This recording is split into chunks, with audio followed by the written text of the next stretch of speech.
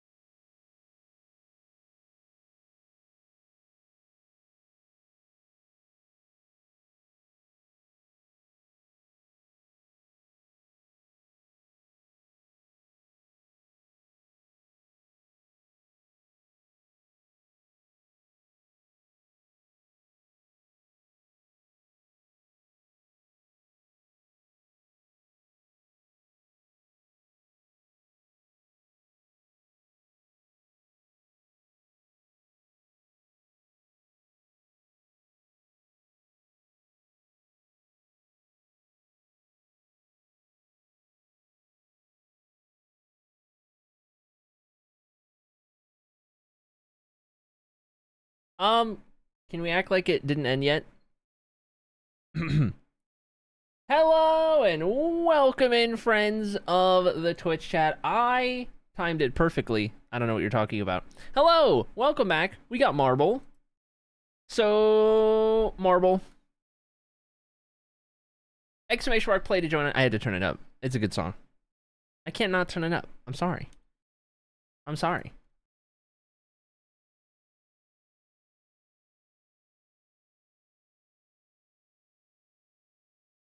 Alright, chat. Exclamation mark play to join on in. Don't miss out. VIP to giveaway. We got some time. We got some time.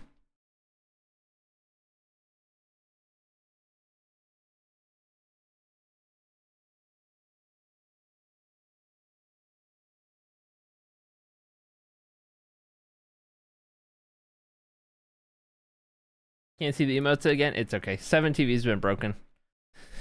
It's not our problem, somebody else's problem, you know? Whatever whatever's going on.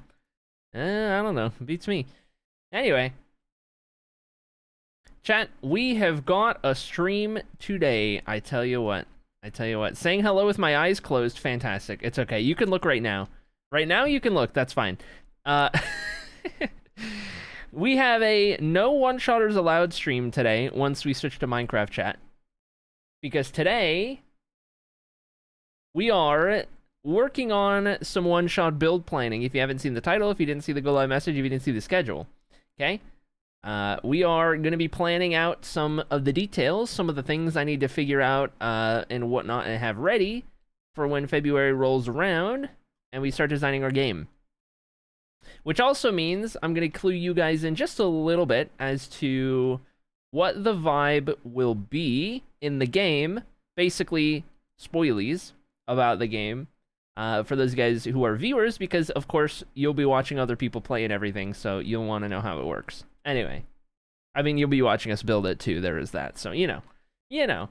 Regardless, got some redstone to learn today and some other things.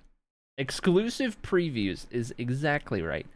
Anyway, chat, we're on Marble Factory. We got 18 marbles. Stream record is held by Togs a ton. 2 minutes, 43.7 seconds is the time to beat. We got a VIP badge on the line, so join on in. Exclamation mark plays all you got to do. We should give it about 10 minutes for everyone to get in. So 4 to go. 3 to go, rather. Something like that. Overlays off? You right. You right. Good call. Good call. You right.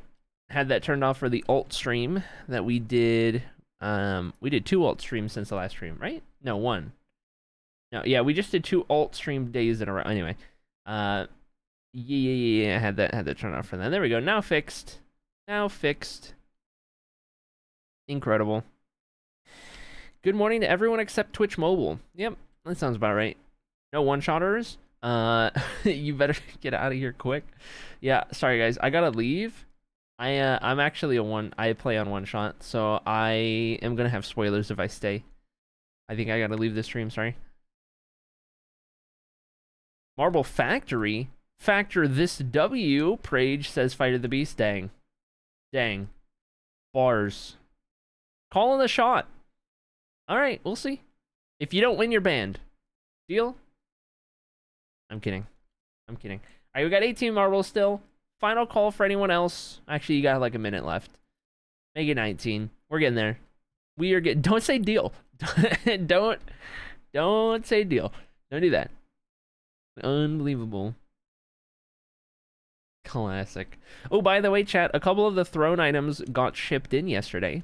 Both of the acoustic panel sets got shipped in.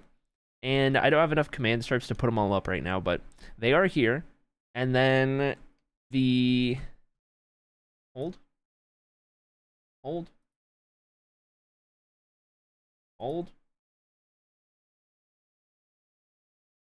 This shirt right here also came in. I'm currently wearing it. But I didn't have a whole fit to post for another fit check, so I'm waiting until I get like more pants or whatever. But this shirt came in. Since last stream, just the panels in that shirt. But today we might get more stuff. We'll see. A lot of things are shipped, but not here yet. So soon. There's a couple things that are ordered, but not yet shipped. A handful of things that are ordered, but not yet shipped. Usually it's like Etsy stuff. Takes a while to ship out.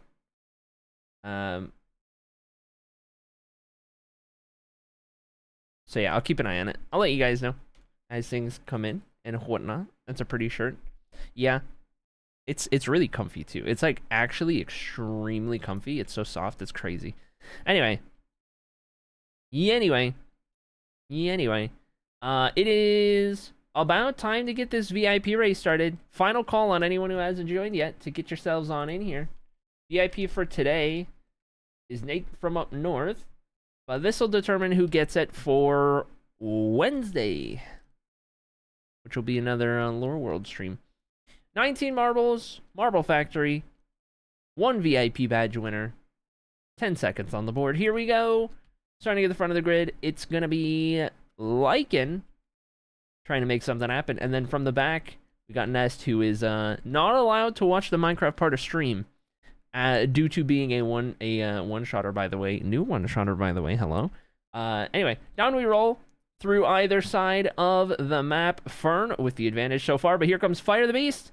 Down and up and around town. Toot looking good on the other side, trying to get a good run in there. Down we drop, plinkoing all the way down as we do.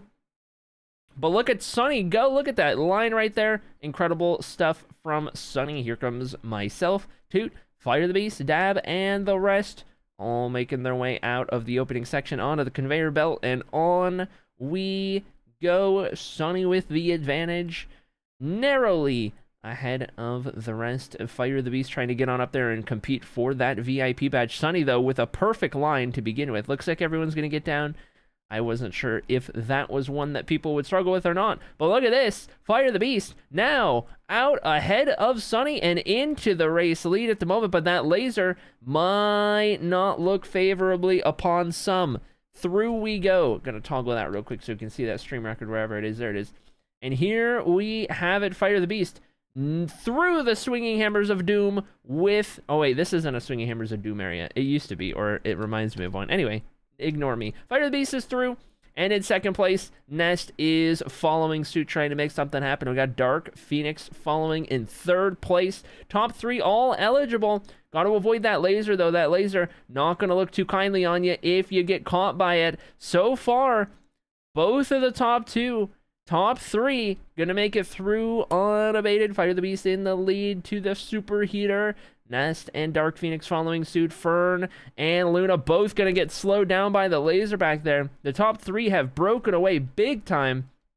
Down we go. Now here's the dangerous section. This is where half the marbles can't survive. You got to slow down. Fire the Beast off of the map. A little too confident with that rhyme at that bar at the start of stream. Unbelievable. You got to slow down. Going a little too quick, a little too much on that one. Nest gonna make it happen down the drop. Dark Phoenix nice and safe through the drop. Here we have it then. Final obstacle right here. Gotta avoid the laser. Will Nest make it happen?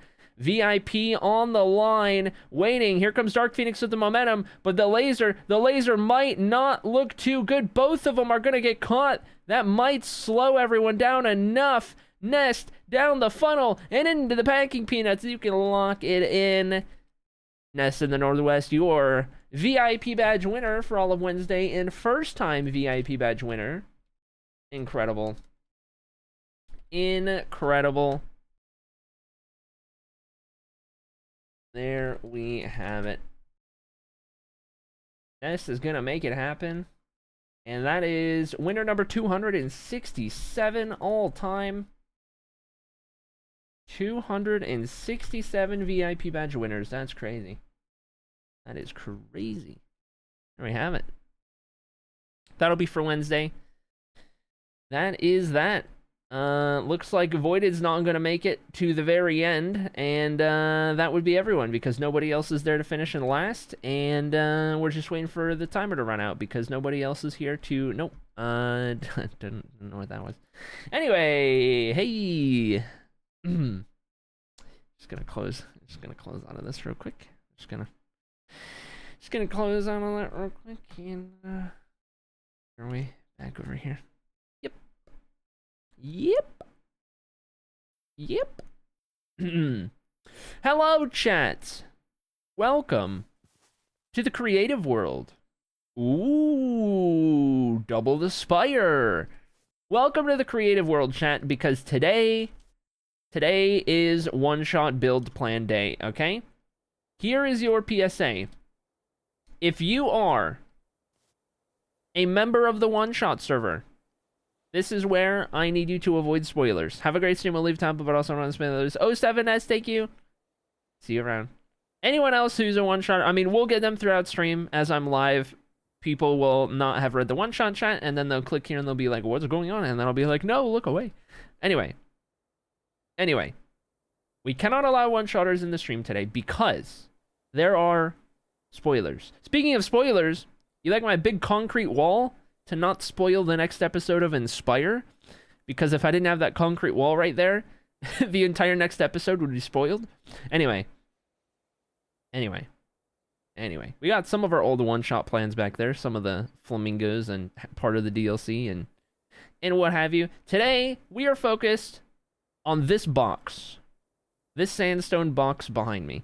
This is the focus. This is where I've done some of my early stage kind of spewing my ideas onto paper, if you will. A little unrefined and what have you. Okay? So, we need to go to specifically, I think 70 brightness. Let me double check, because we have calculated such things. Give me one moment. It's a specific brightness. Yes, I think 70 is what I had at the moment.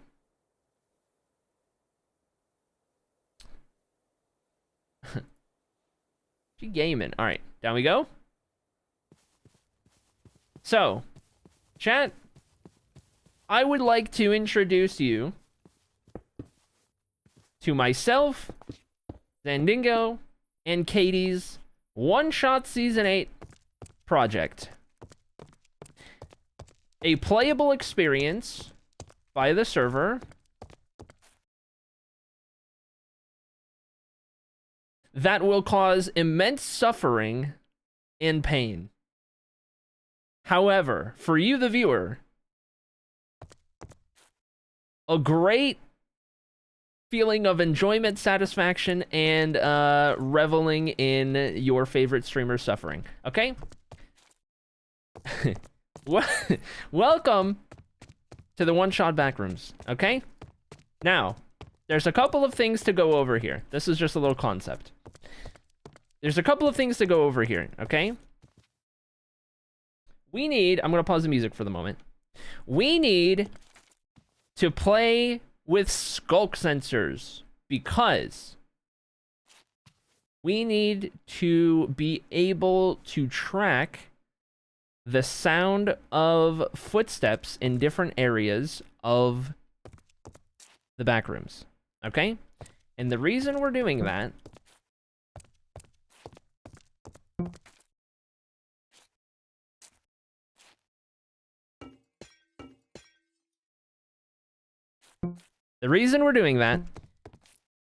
is because this is not just going to be a maze. No, that would be too simple. Already been done. I like mazes, they're cool. However, that would be too simple. Nay, it would not be torturous enough if you just found your way to the exit. Chat, the walls are gonna move. There is not going to be a path to take out unless you spend long enough inside to figure it out or get lucky. But here's the thing. Here's the kicker, okay? We are going to have these gaps right here. More or less this, I need to see what's possible with piston doors. But more or less, a 5x5, roughly. A lot of these 5x5 openings will have the ability to close up or open. However, for that to happen, you're going to need to set off specific skulk sensors in different areas of whatever space we use, right? This is just a concept. I don't know if this will be like the space or if we go bigger. This is all going to be underground. But essentially, to get out, I want to set it up so that you have to come across a sequence. You have to do a sequence, not just one. Not just like you find one and it happens to open the right way. I want it to work on a sequence. So to get to the like final area, you have to do these in a certain like, yeah, it's like check boxes, right? Like maybe not all of them, but basically like the one door that might take you to like the final area doesn't get set off unless it's powered by the sequence entirely. Effectively, right? So will you get someone to run around pretending to be a monster? Not someone.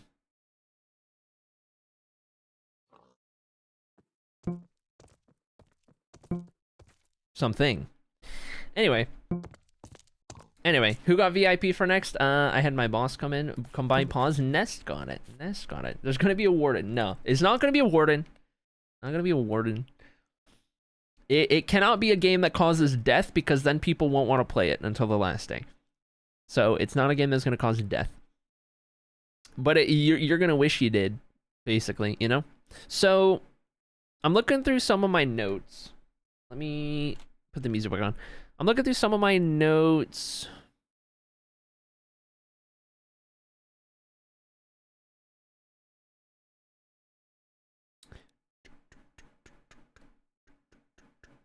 Because there's a couple things I want to do. And I want to spend the time on stream today to try and figure through some of this. This is the block palette, by the way. We're gonna need to gather a lot of jungle wood, a lot of sandstone, and I'm thinking copper bulbs for the lights. Now, here's why. I want the lights to be able to flicker. I want to have flickering lights. So, I guess that kind of left us with a couple options, like, you know, you could do redstone lamp or whatever. But I figured these would look cool because you can also change the brightness. So we can have some of these at differing states of brightness, right? Like I already have some of these a little oxidized to make them a little dimmer and all of that kind of stuff, right? And then as you know, travel through, you might have some of these off just to kind of show, or flickering, or what have you, right? And I want to kind of have different events, if you will. Like, picture this. Picture this. You are walking through, trying to figure out how to get out, and in a certain area, you trigger a skulk sensor event. That skulk sensor specifically will cause a bunch of lights to go out. All of a sudden, it's dark, right? Like, I want to play into the spook. I want to play into the spook.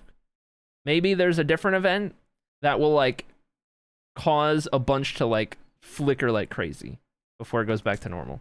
Maybe one, like, just, like, the one before, like, it just cuts everything in the area or something. Like, I want to kind of have some fun ways to incorporate the skulk sensor redstone into the feel, like the atmosphere of the place, right? And so that's going to be something that we kind of have to trial with. The biggest question for me is getting doors that can do this, or having piston setups that can do this, like 5x5 areas. And if we need to only do those in areas where we have a thicker wall on both sides, we can do that. But we'll have to figure out, like, what that entails, because I've not done piston doors before. I want to have some note block shenanigans tied to, like, spooky atmosphere. So not necessarily, like, to track that, right? That was just a test setup to get the signal to output. But note blocks in different areas that kind of start doing some spooky kind of ambience or whatever on like a timer or something, I think could be pretty cool. Put a bunch of stairs on one of the walls so you can make weird symbols appear all of a sudden. Let me look at my notes real quick. Hold. I'm thinking, like, I definitely want the game to lean into spook, and, like, while you play it, it's less lighthearted and a little more of this, like, ominous kind of atmosphere to it. You know what I mean? I kind of want to lean into that, if anything.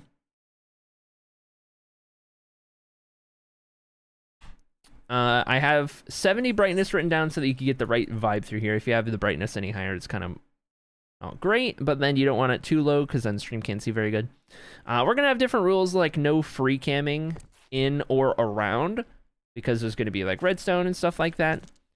So that'll be a thing. That's usually the case with, like, Dan's games, for example. No gamma toggles. I think we're going to put a rule in to have people mute whatever volume does pistons, potentially. Because we're going to waterlog the skulk sensors, for example. So I don't want them to know when they've triggered, like, a skulk sensor, or, like, they hear pistons or something, right? Just in case. However, if the sound of pistons is also the sound of footsteps, I think that won't work, because I do want you to hear footsteps. So I don't know what it's tied to, because Minecraft sound design mechanically is not very good. So we'll have to see. F5 will be allowed. F5 in whatever capacity will be fine. And then like no mini maps, that kind of stuff.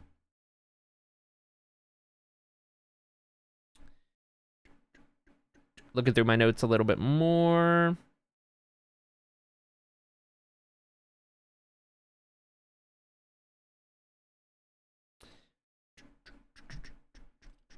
I think the pistons are block and footsteps are player sounds.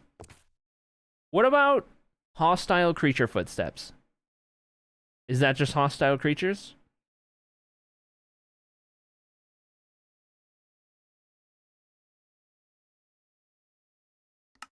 What's my block set? 30? I guess I am using mods, so there's that. I don't know. I am using presence footsteps. All my footsteps are reworked. Hostile creatures? Okay. It's good to know. Could use concrete powder. Drop it from the ceiling to create it. See, if I did concrete powder, these would all of the walls would have to be the same thing. Because I don't want it to be clear where there is and isn't a wall. I don't want you to see where a future wall opens. Like I said, I want this to be torture. We are not helping the player out. So, sand. Sand on the walls so that we can do like a drop sand. Okay, so I have a question. Let me turn these lights back on. Oh, I could just do that? That's crazy. That's crazy. I don't even need levers. Okay. So. Let's say... Not suspicious sand. Let's say we're doing 5x5 with sand. And this would be changing all of the sandstone to sand as well. We can have... it's an axiom thing? Oh, okay. We would have a skulk sensor somewhere else, opposite side of the place, would trigger the sand falling down and closing this. Okay? Now, if that sensor is set off again, or maybe a different one, we want it to clear it. This can't be a permanent thing. I want it to be reversible. So you can cover this door exploring, and you can also uncover it again, and then you can recover it again. Like, the idea is it's toggleable, not set. So I don't know if dropping sand is going to work. Because I would then need to also have it, like, piston tape back up. And then, like, be there again. You know? So I'm thinking, that's why I'm thinking door. Reversible flying machines. Is that better than just, like, a piston door?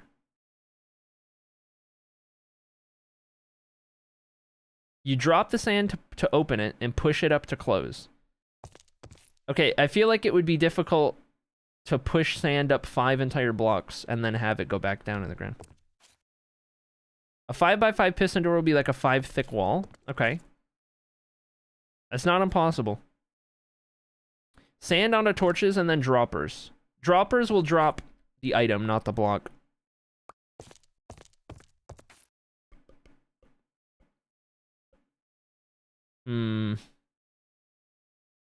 Doors are going to be beefier than flying machines. Okay. And with a flying machine, they're reversible. So I can have it push up, and then I can also have the same signal push it down. Question mark.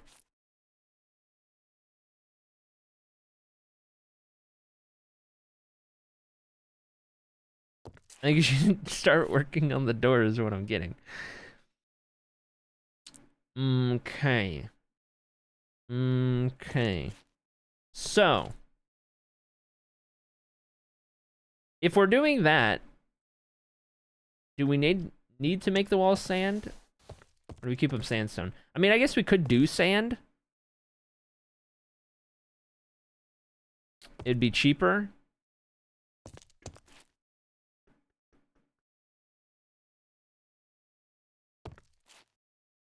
I'm just thinking, is sand gonna mess anything up? If I'm using like a flying machine, it's a gravity block, so I'm just wondering, would it be a safer bet to use sandstone?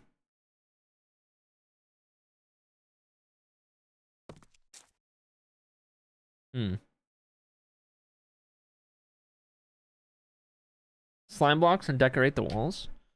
What do you mean decorate the walls?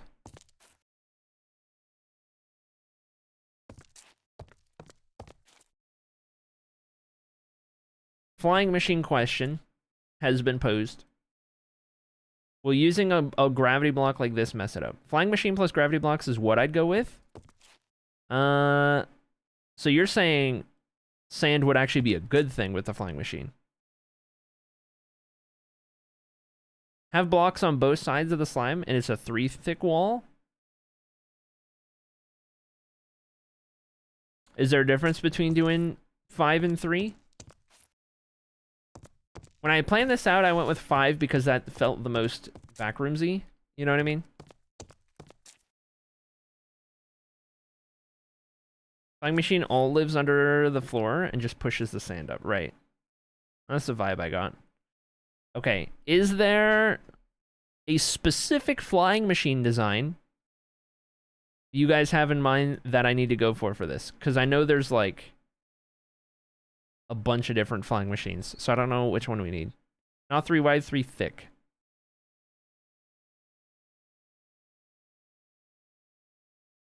I mean, we don't need to do that with the flying machine, though, right?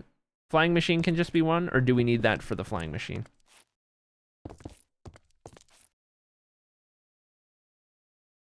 Three is defo way easier if you do doors. Only need 1, 2 X center, right? So, okay, I guess here's a question. What would be the better outcome? A flying machine on a 5 wide, or a piston door on a 3 wide? It's a trade-off. Like, would the piston door on a 3 wide be much easier to do? Or, like, easier enough to consider it versus flying machine? And then we lose out on having, like, the exact vibe?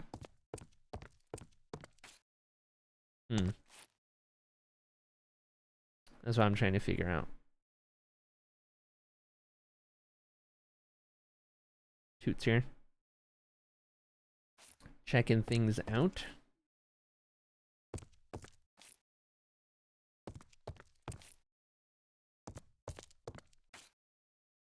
I don't know anything about Java flying machines, but I would think there has to be a reversible design you can throw under the floor, completely hidden, and get your 5x5 with gravity. Right. That's what I'm thinking.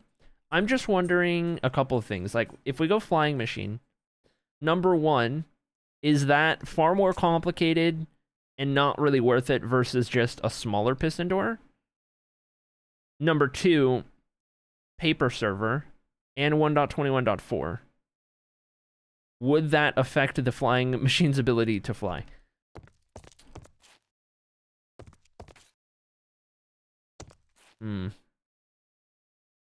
Like, I almost feel like a piston door, even if we have to shrink it, a piston door would be more reliable.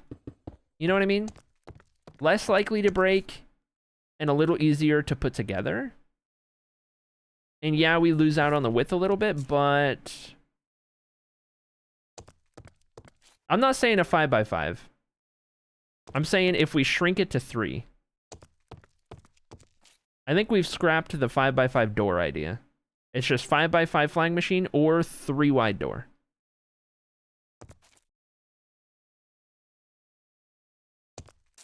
You would have to shrink it to 3x3.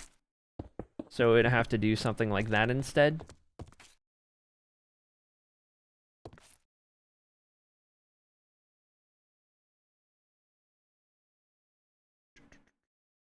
Next one shot announced. It's been announced for a while, yeah. It's in February. I guess they haven't posted. I don't think they've posted a graphic about it, but it is announced. Like, officially unofficial kind of a thing. We're gonna have like 20 plus new creators as well. There's a really easy question to determine flying machine versus door. Okay.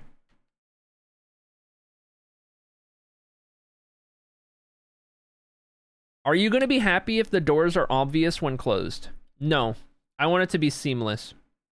I want you to not be able to tell when there's a door to even know if it's open or closed. Completely seamless, zero idea. They have to be flying machines, I think. Okay. Can you help my brain figure out why? What makes that so? So that I understand. This was my, like, reference screenshot standing spot, by the way. How's it going, Calandria? Welcome in, Calandria. How doing?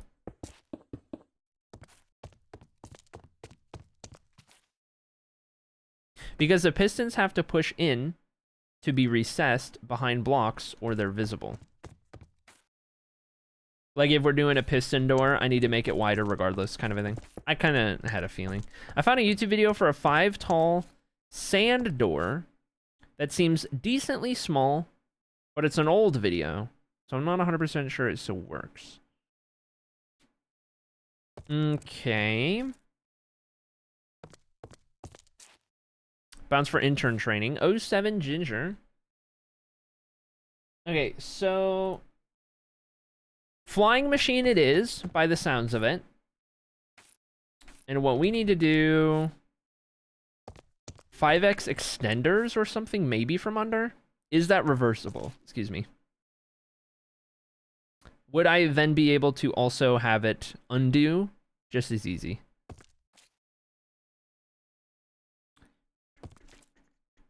It's got to be seamless in either orientation, seamless and reversible. Off of a signal. Java Redstone hurts my brain. Create and fix this so easy. Yeah, well. Let me think. We're gonna need to go down here. I don't know if I have enough room to work in the creative world because we have bedrock right there. Yeah, no, I'm gonna need more room. We're gonna need to do the redstone concept a little higher up. So here's what we're gonna do. Let's go.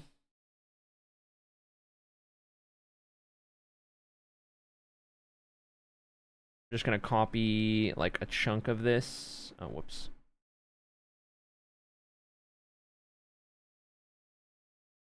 To try and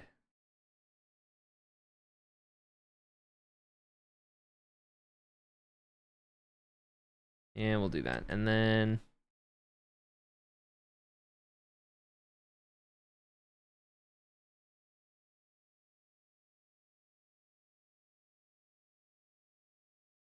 okay, and we're gonna put this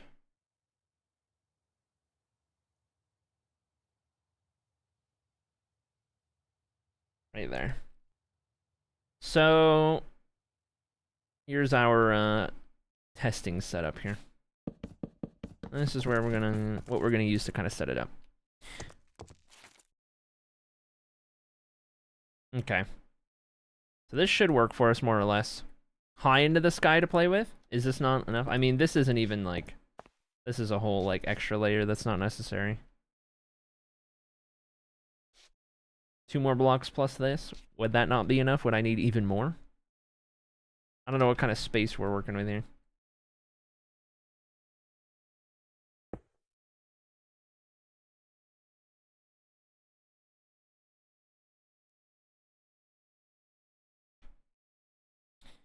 We'll roll with it. We'll see.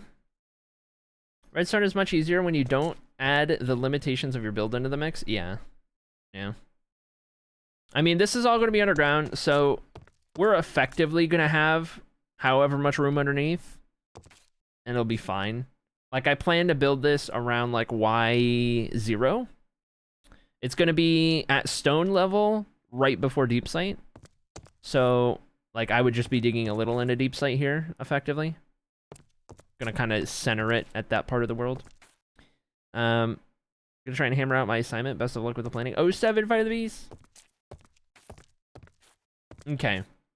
So, again, I pose a question. Do we know an exact flying machine to go with here? Like an exact design, because I know there's a million flying machines. I've never built a flying machine. I don't even know where to start. But if there's a specific person's design that would do this right here very nicely, then I think that's what we probably want to go for, yeah? I think the walls can be sand. Whoops. But the ceilings will still need to be sandstone. For obvious reasons. So if we're going to assume that we switch all of the walls to sand. Do we know the Muffin Man? Simple 2 observer plus 2 piston design would probably work. I don't know what that means. I don't know what that means.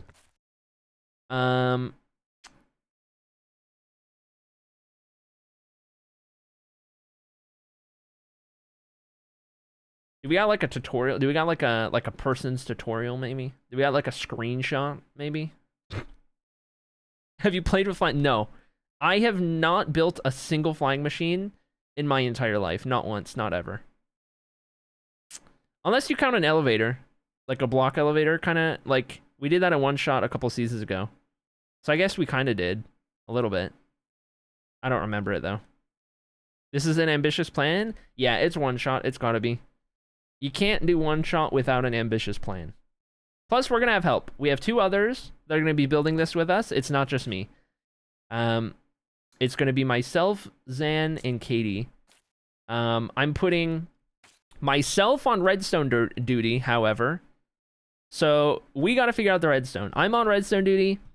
Katie is on floor design / like maze design or whatever. And then so far, I've asked Zan to try and figure out how we can get all these materials in time. See if he's got some plans for that. And then we're all gonna kind of build it up collectively, but in terms of the planning stuff. I got a screenshot, okay. Okay. Alright.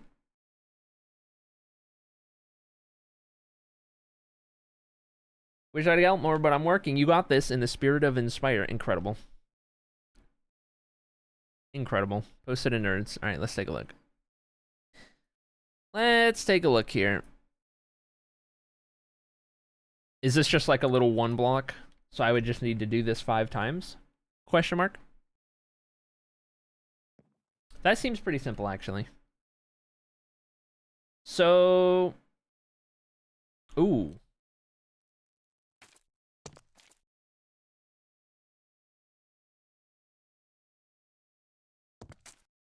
Would I just have this push... Would I just have this push through the ceiling 1 block? Like, so that I can keep the jungle floor? I would just have to have it go like an extra block through the ceiling or whatever and back down so that it could replace both of these just fine. Would that be how that would work? Because... Where are we at? Okay. So instead of that being like wherever it would be, we'd go like 1 more. Or whatever. Because I'm just thinking like we push the floor into this block right here. So just going an extra block, yeah? If you want the floor and ceiling to be seamless, that's another machine. I don't see why it would need to be. Because we're just pushing blocks up, right? And then back down. That's all we're doing, right? It's not a... Oh, does it need to be a gravity block for this to work? Is that the problem? It has to be gravity blocks?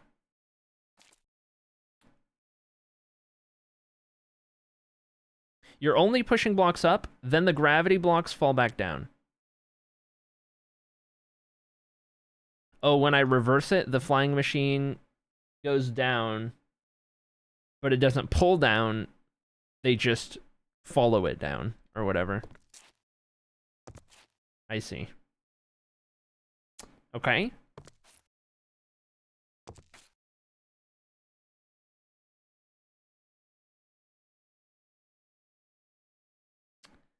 Let me thonk.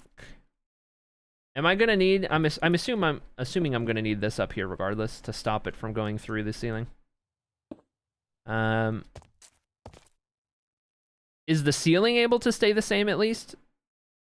Do I need to change that too, or is that fine? If it just runs into that and is like, I can't go anywhere. That's probably fine, right? If you want the floor to be seamless, it has to be a hidden door style machine on top of the flying machine so the floor can recess itself before the flying machine activates. Yeah, maybe too complicated. You just put obsidian on top of the ceiling? Yeah, so basically what I just did. You could also add some block swappers to move the floor out of the way, slow down the door opening and closing, and someone might fall through the door. Well, the door is only going to open and close when they're on, like, the opposite side of the maze. So time to open and close, not at all a concern. It's not going to be a timed event. It's going to be they have no idea they opened a door or closed a door. They are somewhere else, and it did a thing, and by the time they get back here, they're not even going to know it's different.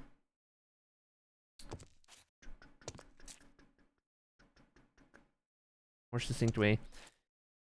But by the sounds of it, block swappers to do the floor would be a whole lot of extra work to make this, to just have the floor be a certain way, right?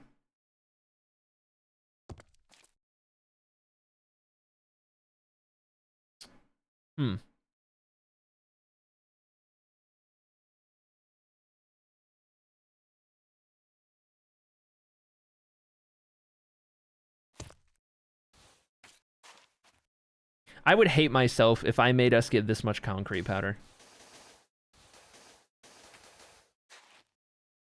Is it worth it? It's not worth it. It's not worth it. Here's what we're gonna do. Frame every door. Yeah, that's exactly what I'm thinking. Every single doorway is gonna be framed. Question. What do we frame it with? Do we want to frame it with the same... Do we want to... I'll just go down here for it. So if we do every single gap, like wherever there's a wall going to the wall or whatever, what do we want to frame it with? Something that is a gravity block. Do we just carry the wall theme? Do we do like a brown? Anything like that?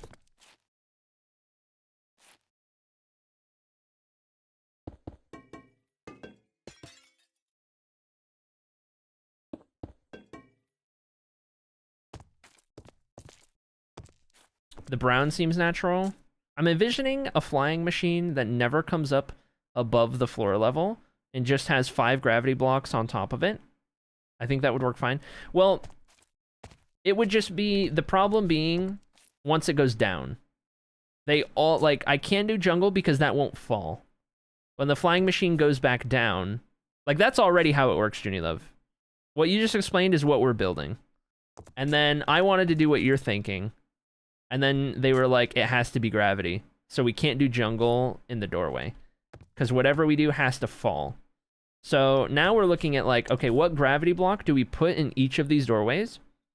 And we're not making these all doors. But this way, every single gap has one of these. So it just looks like it's a part of the design. And you just don't even realize. Or you think they're all doors. And then you're like overwhelmed. I'd use the sand because the brown would leave a line at the top of the wall. Well, yeah. Yeah, that's true. That's true. Yeah, so we would have to do sand then. So it'd have to be something like that in every single... I guess we don't have to do it in even the big ones, but I think I will, just so it feels like it's more a part of the design. Just like any of these instances.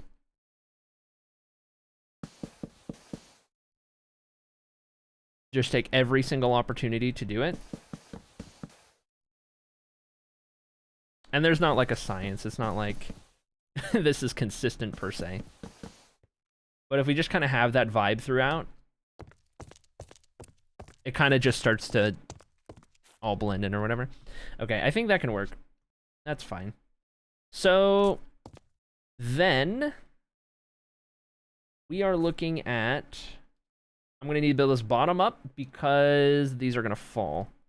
So we have 1, 2, 3, 4, 5, and then I guess 6 if we're counting the floor. So we would count that as 1, and then we would do 2, 3, 4, 5, 6. That'll be sand in a little bit. We're gonna need slime, and then I can do this as sand. I think 6 would be right, or 5,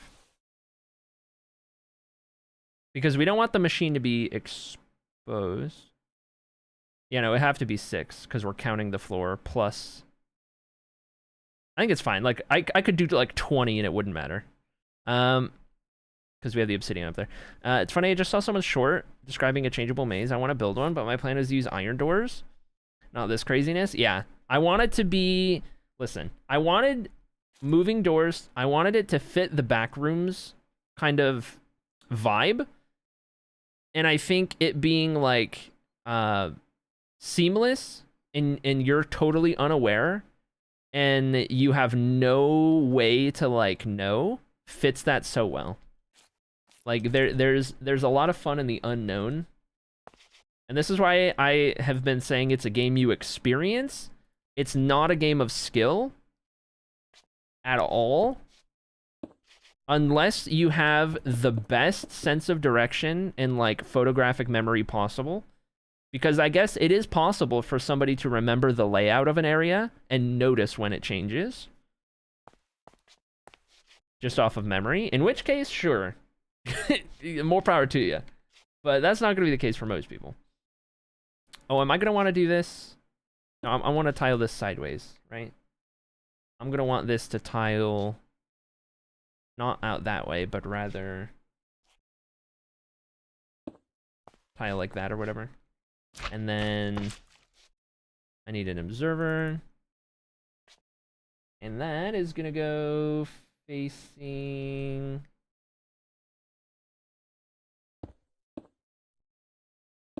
there, right? And then this observer, I can't tell which direction this observer is facing down here. Is it looking up or is it looking down? I can't tell from the screenshot. I think it's doing that. I think it's facing up like that. Yeah, I have the obsidian up top. Yeah. It's facing down. Life. You know, it was a 50-50 shot.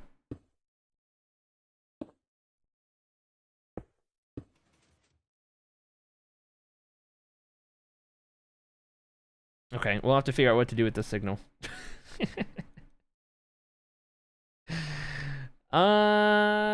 These are sticky pistons, not regular pistons. Silly. Silly. I'm sure it's sticky pistons, right? And then I guess now I'm just putting this back down. That's how the wall works, by the way. It would fall back down. For those who have been struggling to follow. Once it goes down, the sand follows. Okay, so that design isn't tileable, even with honey. Even if you swap these with honey or whatever. About to head into work. 4:30 to 1. You got this, Snowy. You're going to do great. We love you and we believe in you and you got this and you're going to slay. All right? Write that down. Redstone signal can't go through honey. And it needs to go through.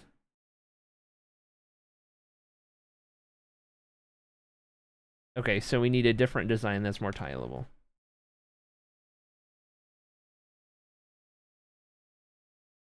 Is it crazy? Is it silly of me to believe... You just need to move the observers around.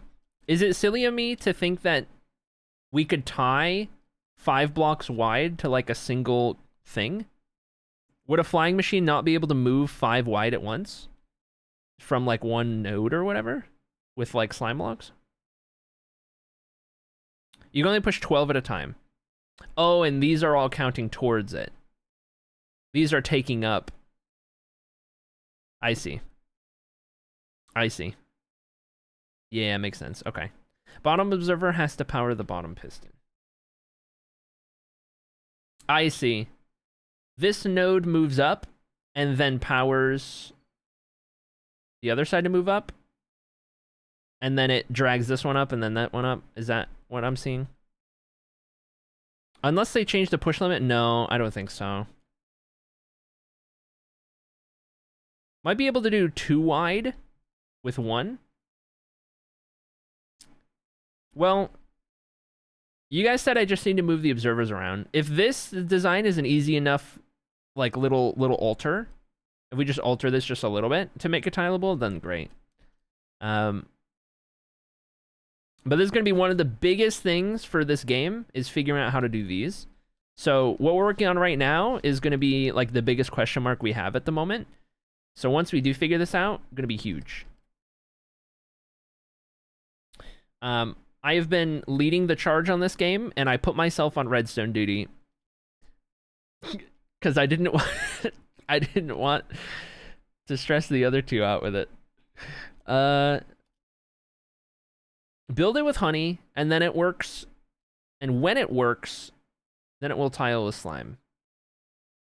Okay, so you're saying build the first node with honey, and then get it working. And then we'll know what to do at that point. Because slime, we know, will work easier. So we just gotta figure out how to get this to work with honey. But it's not gonna work like this because it can't carry a signal, is what's going on. So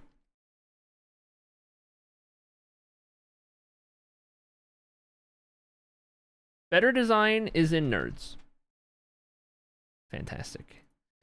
This works better and with honey. Okay, I'm taking a look. Okay, so we've got observer.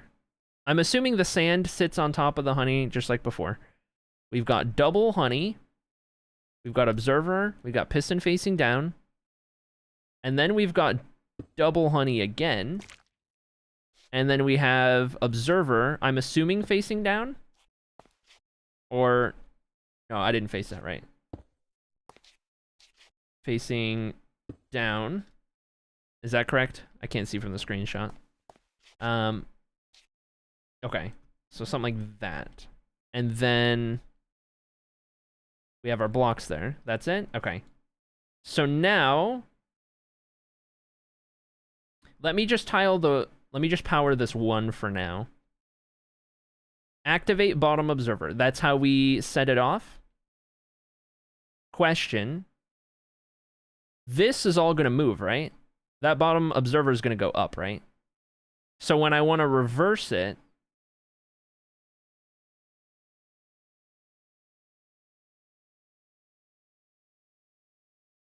what do?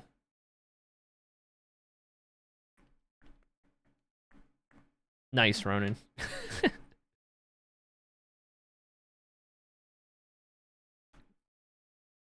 Also, welcome in, Ronan. Hi, how doing? Gotta love tabbing.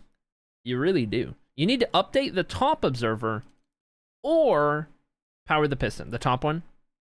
So what I need to do is when we get a signal from... When we get a signal coming in from Skulk Sensor, we're going to have to split it 2 ways in case it's at either state. And then it can just, whatever state it's at, it'll reach it. And the other one won't do anything. Is effectively what we're doing. So, I mean, I would want this, if I do something that turns on off, it would have to last long enough to not double rapid succession, because that might mess it up. But we just need it to, like, send it off. I could put, like, a repeater under it or something, right? Just, like, it doesn't have to be crazy. I mean, this is gonna set it off if I do that, so.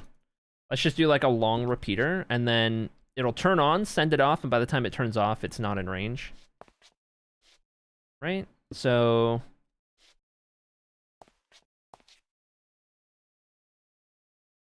we have our signal come in. It's on long enough. Oh, I guess that wasn't a thing. Anyway, okay.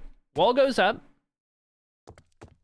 We'll try that again once we get out. I'll do it with not a torch. I'll do it with a pulse. And then we need to have another one power the piston here. So in case, and when we get the skulk signal, it's going to fork. So it'll come in from there, and then let's say, okay, it needs to go 2 directions. In case it's at the bottom, it'll go here. And in case it's at the top, it'll go here. Both will be powered, but only one will work because the machine's in one of 2 states. Repeater into the observer. Think so? Is that going to be a problem because of the honey? Or slash slime? Because we're going to have honey, slime, honey, slime. Like, would slime not carry these blocks with it? I guess I could do an immovable block. If I did, like, that. The honey doesn't go that high? Oh, you're right. You're right. You're right. Okay, so... we do that. And then...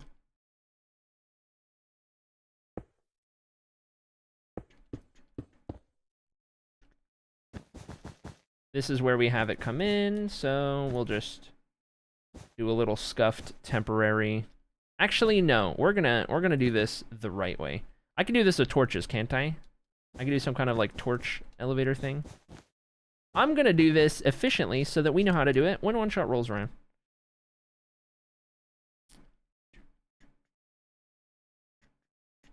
Torch tower.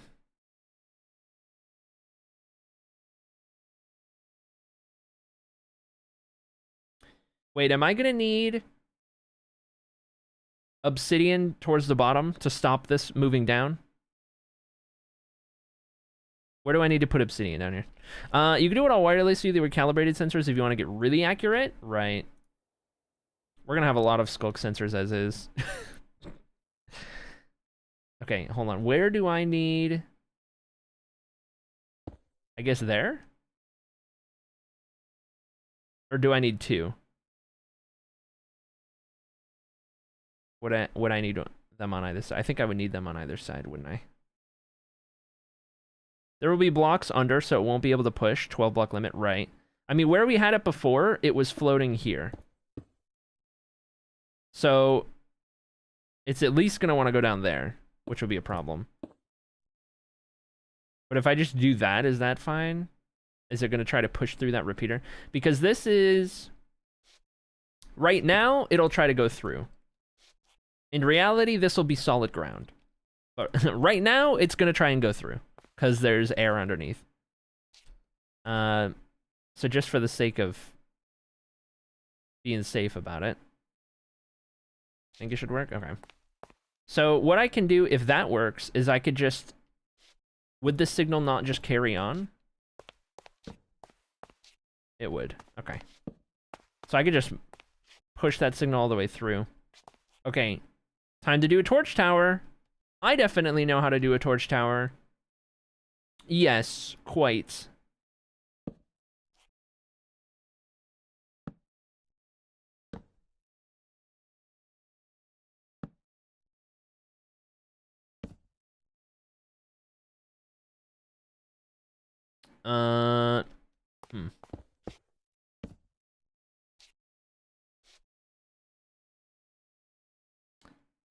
That would need to be... currently, it would power. I need it to only go when this comes through. I've been through this before. I've inverted signals before. Hold. I've done this before. I can do this. Okay.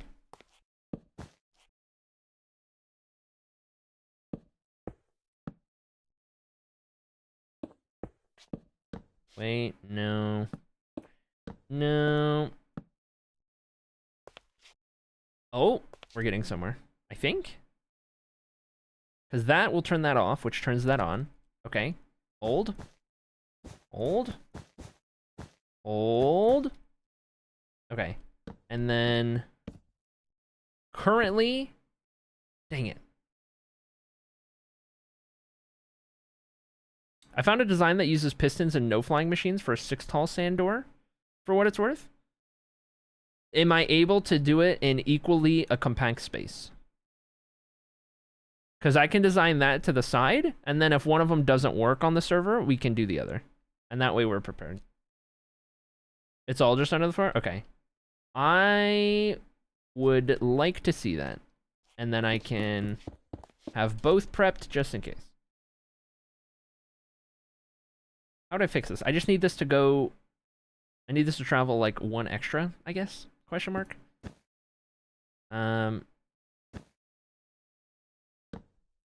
So... would that power that one?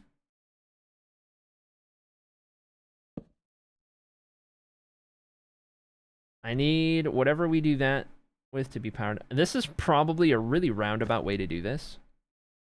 But that would give it power when it's supposed to be and not when it's not supposed to be. Maybe not the most efficient, but I think it would do. Okay, now let's grab a button so we can just do a pulse.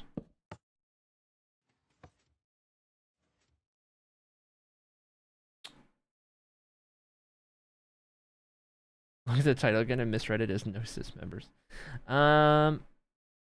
What happened? Why not function?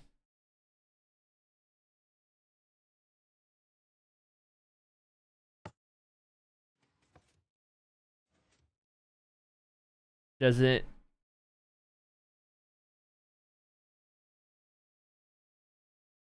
does this need to be facing down, not up?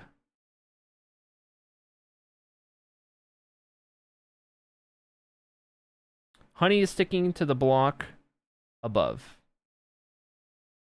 This honey sticking to the sand?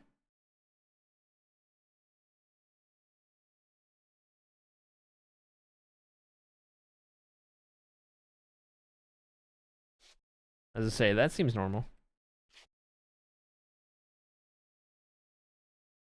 Does it work if I do a longer signal? No.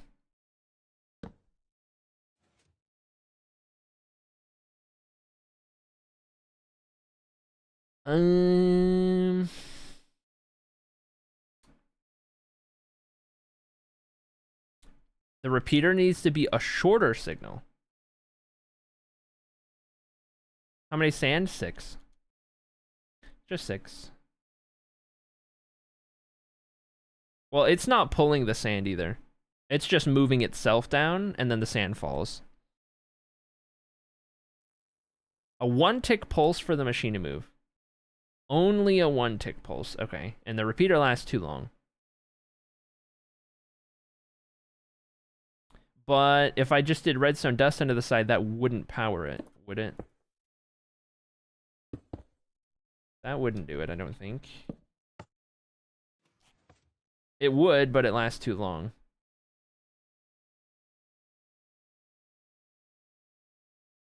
Okay, I have an idea. Instead of that, we're gonna need more observers. We'll power that observer with an observer.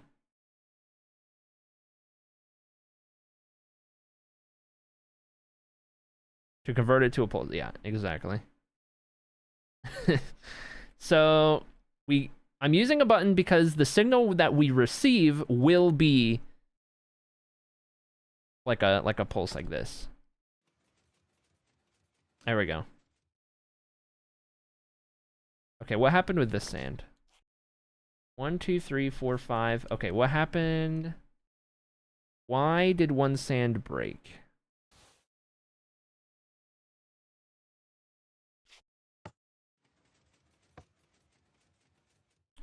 That goes up. That fills it. Put a solid block on top of the honey. This first one right here. It won't fall back down. Will it stick to the honey and slime and be pulled down like normal?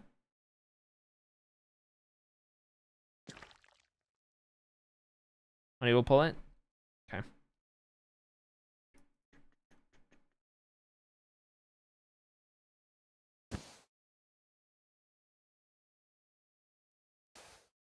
Okay.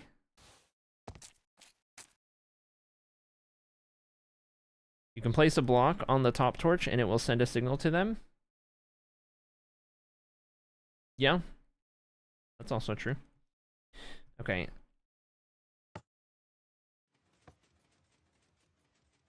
We lost the sand again. Lost the sand again.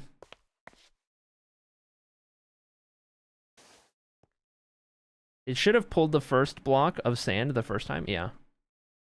That doesn't seem to be the issue. It's like a piece of sand is falling on falling sand and treating it like a torch or something. Chocolate mod check. Yeah, exactly what Zero said. Brune, how's it going? Thank you for the 29-month resub. Holy dude. Yeah, that's exactly what's happening. Sand is falling on falling sand. Which is a problem. Updated a few versions ago so we couldn't continue bouncing gravity blocks forever. It's super annoying. Change the sand for colored concrete so we know which one is breaking.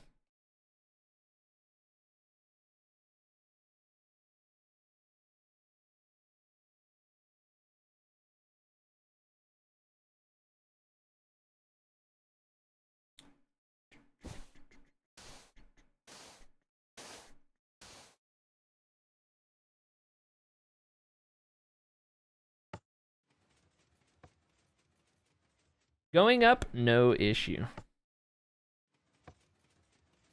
Green. Green that time.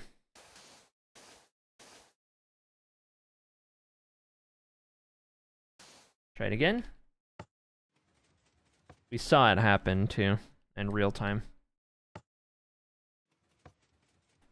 Yeah, it's always green. At least on the first two. That's a big enough sample size, right?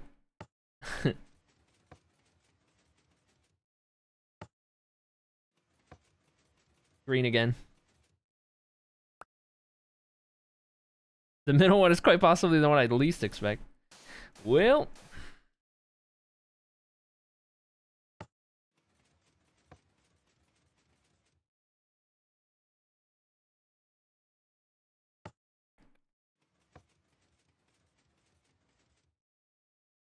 Green again. Might have to slow down the flying machine. Okay, how do? What happens if only 5 sand tall? Let's find out. We obviously would need to... Actually... That... I would need to move some of this around. That doesn't need to be there anyway.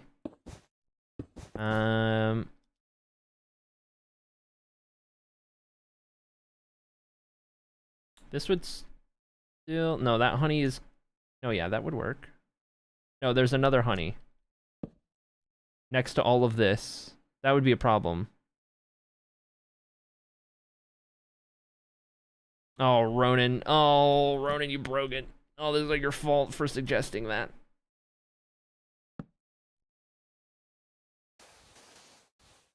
Okay. Get rid of all of that. Bring it back down. Bring it back down. Oh, geez. There it goes. No, we're good. Green! Still! Even with one less! Even with one less! It's still green.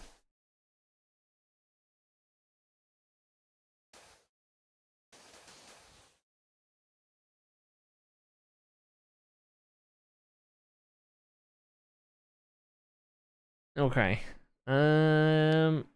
Anything above 2 gravity blocks will always break one of them.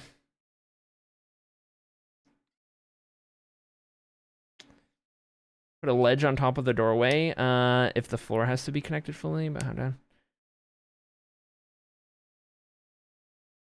If you put green on the bottom, does it still break?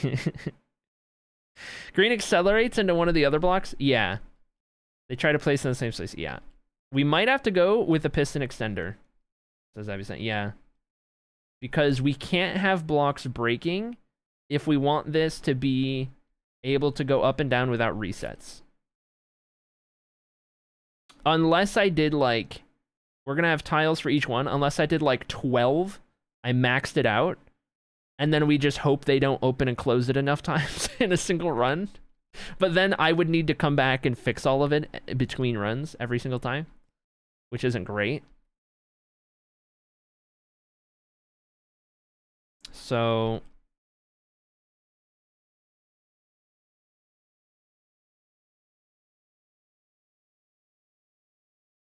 you won't get 12 because the other pistons and honey blocks, etc. count. Oh. We use Dean for the redstone. There's a reason I didn't invite Dean to this project.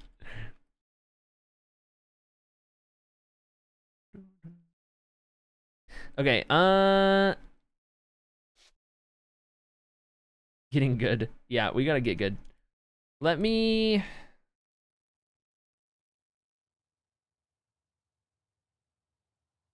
put a new one right here.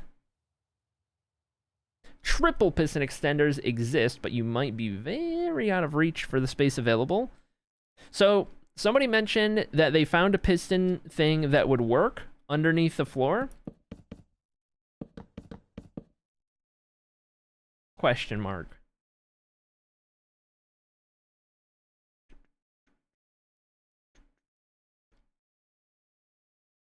What exactly was the... Can't vouch for it, untested. All right.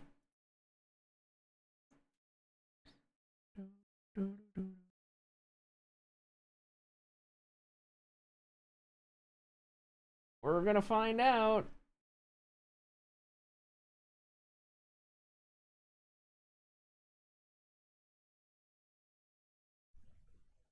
Hello everyone and welcome to another... Okay. Let's see.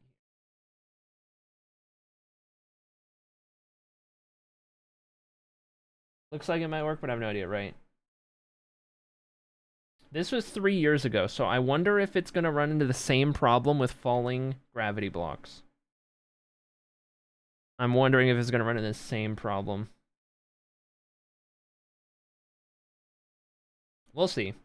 It looks like it falls differently, but we'll see.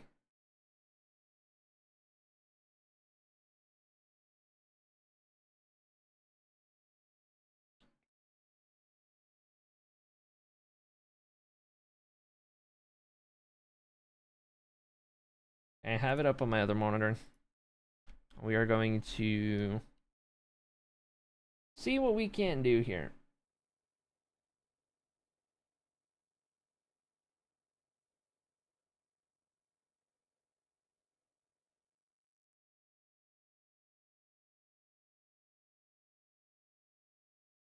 Eight-year-old option from Judy Love, incredible. Now we do, okay, so from where I'm doing the door, hold. From where the door sits, we're doing, this one is just a 6 tall. I guess the width is variable. So we need to go the edge of it out on the diagonal, like here or something. I don't know how far down to go. I wasn't really paying attention. Eyes averted. OS8 Sam.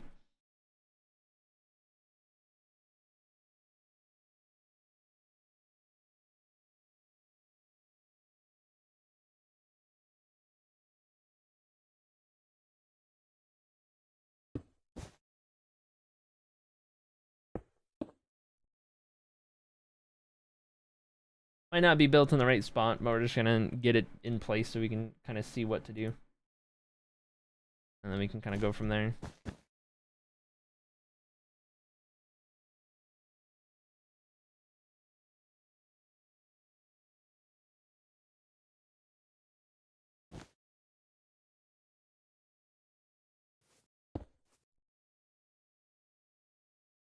Two, actually. Okay.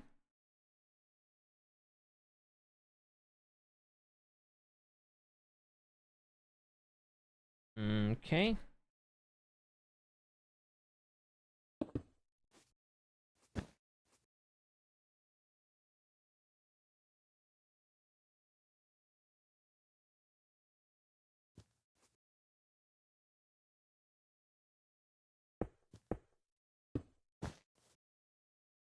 And another block where we are. And another two there. There and there. Once I get into place, we're gonna try and see if I can figure out how it works. / why it works.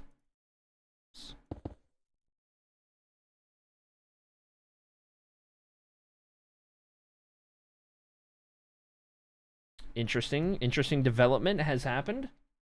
Interesting development. Okay. This. There. And then we do this right here. Okay. And then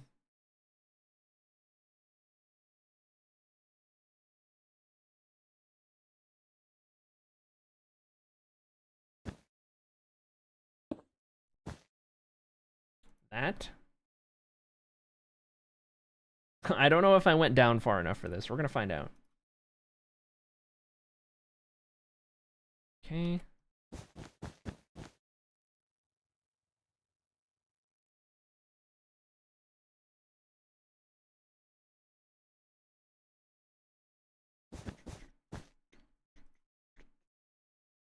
Oh, we're busting out the note blocks. Oh, we are busting out the note blocks. Okay. Note block. And then repeater.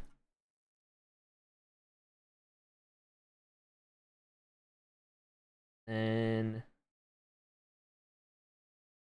two repeaters here. Both maxed out. Another one maxed out. Two dust. Bear with me. Okay. Observer facing note block. Might need to move this down. Okay. So we're gonna do that, and then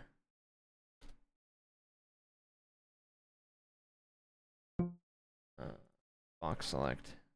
Did me flying around an axiom set off that skulk sensor? It's crazy. Crazy business.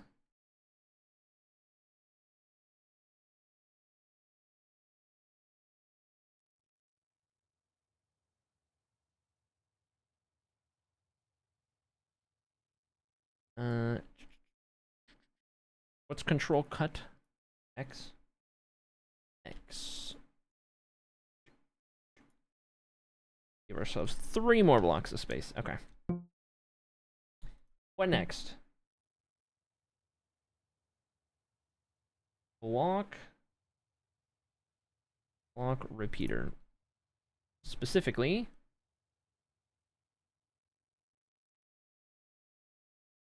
wait, where? Hold on. Hold on. Okay, here, here, here. This is crazy. We're gonna dissect this a little bit once I have followed the tutorial accurately enough to see what's happening and why, because I want to understand this.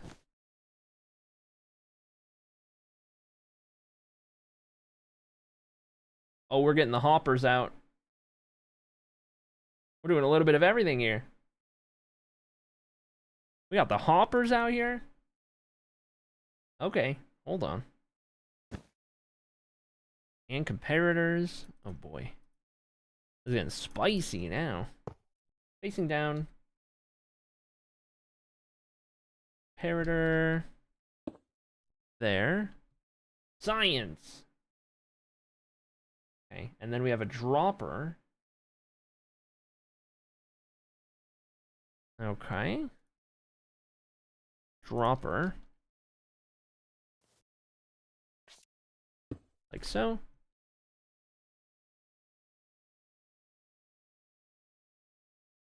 What are we building? Nobody knows.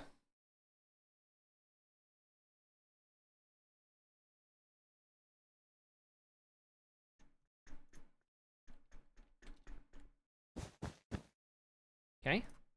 Following a tutorial at the moment, please hold. Then we'll figure out what we're building right after.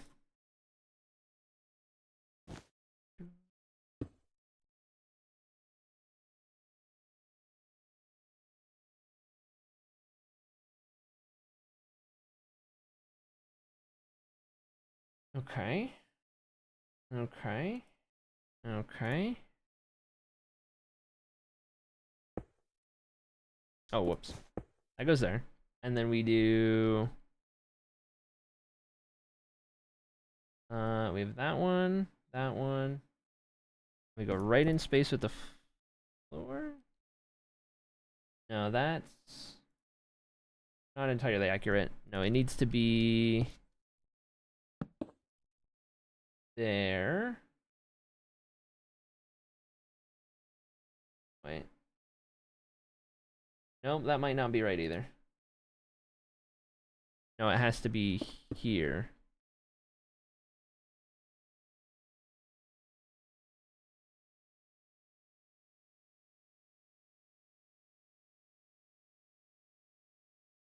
Okay, I might need to move this one block this way, depending.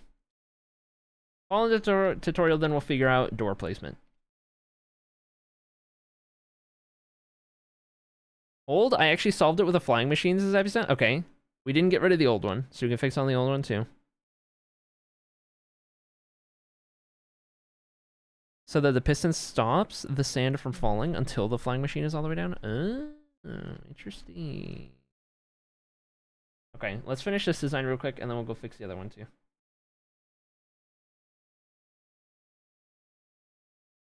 Observer facing up into piston.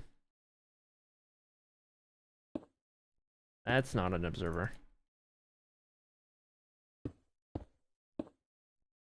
Okay.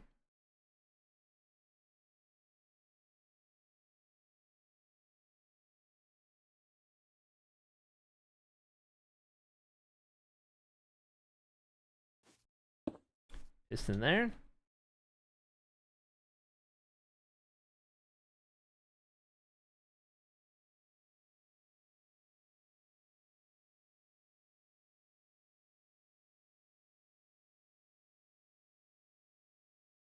Okay, interesting.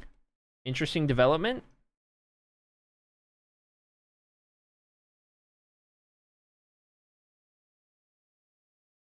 Be good to have multiple designs given paper. Yep.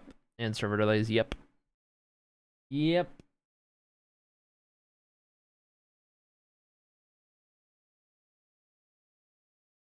How's it going, Amber? Welcome in. Okay, so we do...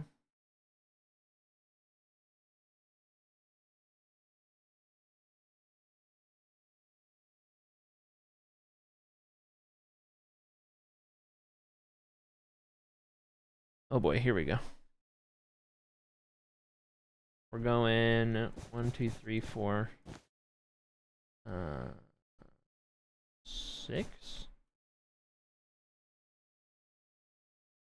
This doors are going to end up bigger than the one we need, I think. And we can adjust from there, probably.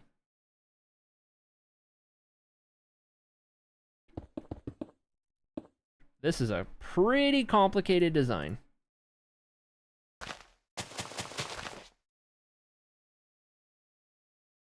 Paper aware.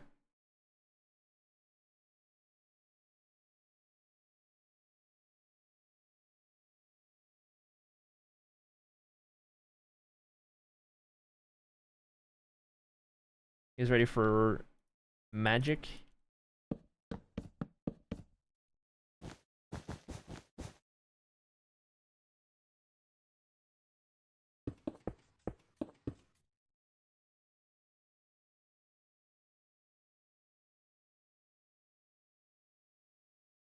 Regular piston. Okay, hold. Oh wait, did I do that the wrong way? Wait, no, go back. Hold on, what? Oh. Wait.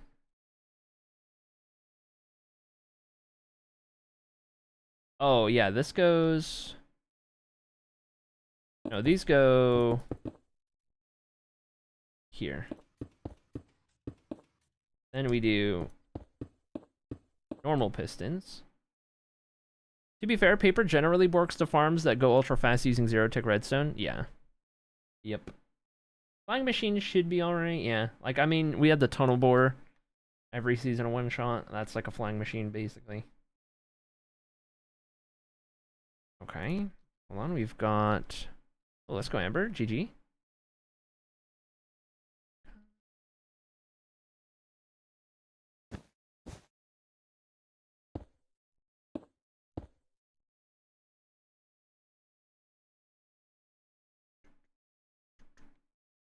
Zoinks! Let's go Millie. Welcome in.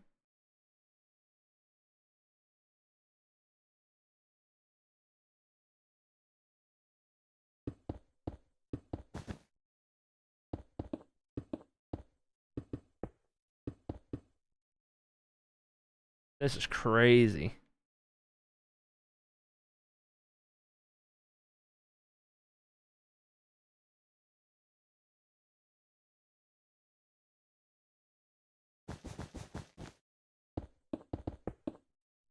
Okay.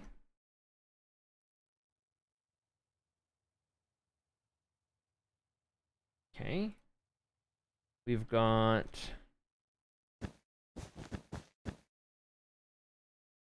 Dude, for every single door we need to do, let's hope the flying machine works.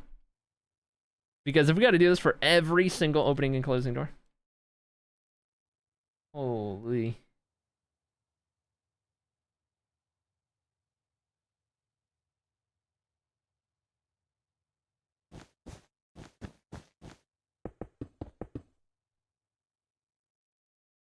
How many doors are you anticipating? Yes. I don't know. I don't know.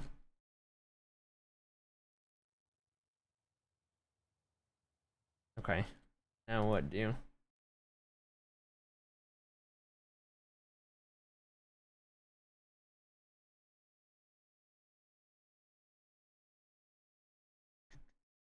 We do these.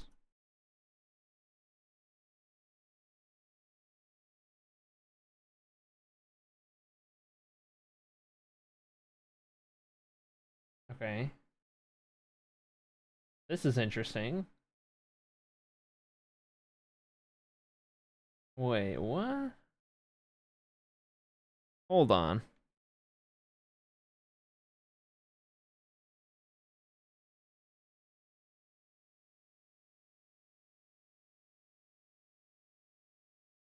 What? How does this... Okay. So, here's what person did. Sand and filled everything up. So I don't have it lined up appropriately at the moment, but this is also 6 wide. So we could realistically do without one entire part of the width. And then we move this over to where it lines up. So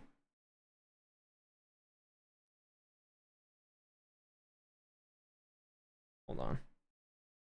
Let me just make sure.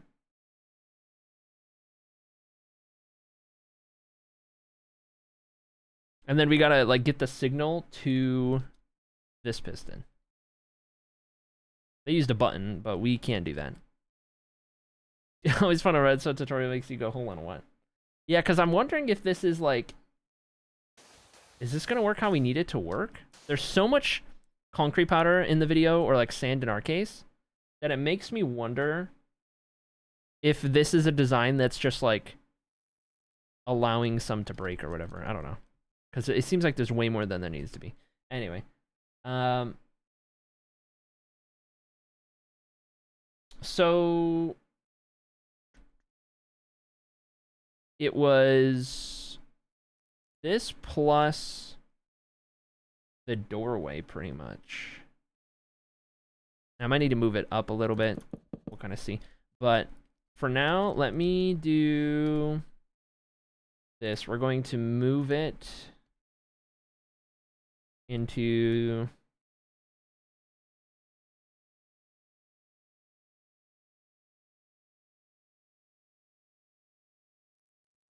How's it going, Mrs. Haney? Welcome in.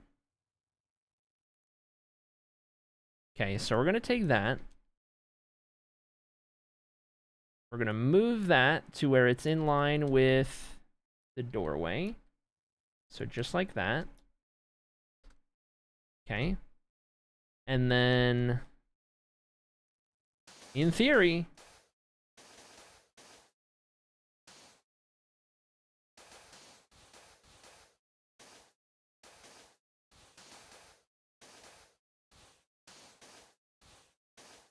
do that. And then, I mean, I guess I wouldn't need obsidian up here. Oops. Oh, that broke it. That broke it. That one falling down there didn't need to happen. Okay, hold on.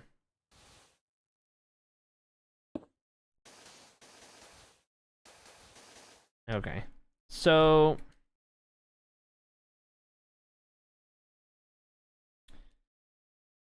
we get power to this, which it currently sits underground, so doable, I imagine. I guess I would just slab it in from the side, maybe, to get that powered. It would happen on a pulse, which I think is fine, right? Would this power it if it were pulsed? Or would I need something else?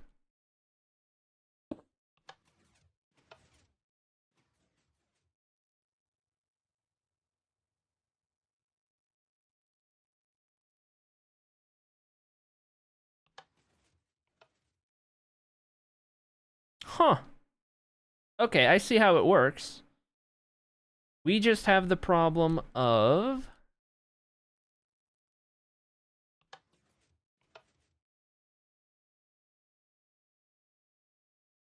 the height is only set to 3. The height is only set to 3, basically? Is that what's going on?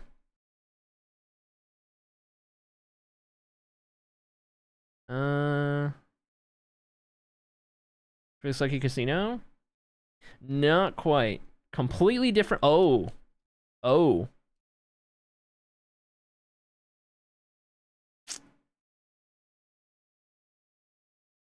Oh. Uh-oh.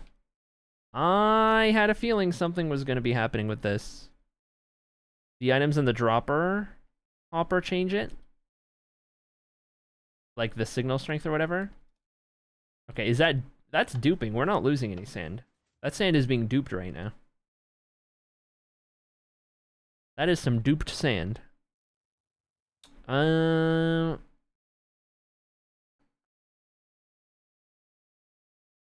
that from the first time? I don't know. Let me get rid of it.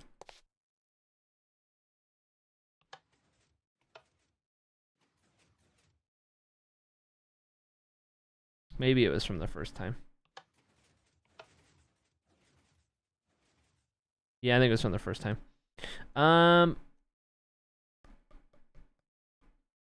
So how do we change the height? Is it like the strength of this? Is it the time of pulse? Is it...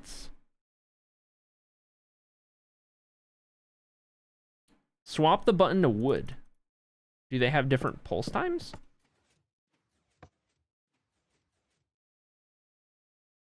Same thing.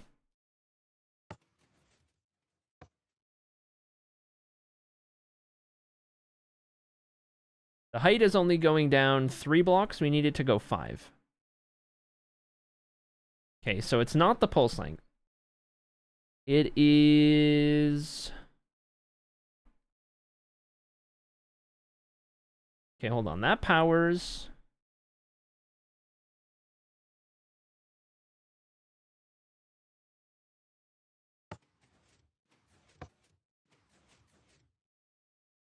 That goes down there.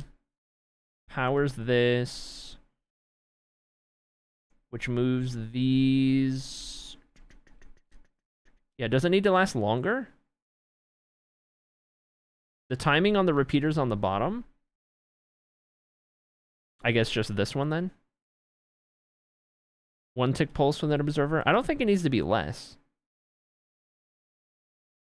Yeah, all the repeater delays are the same.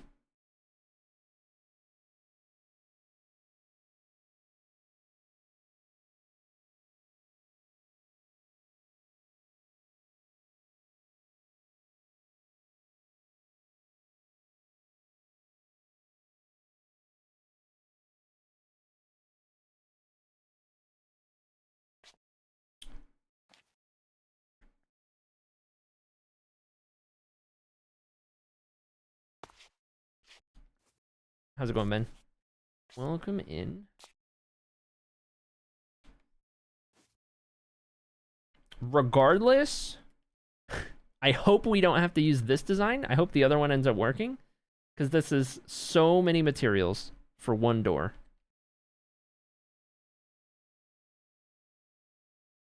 Okay, if I make this a longer signal, what do? Whoops.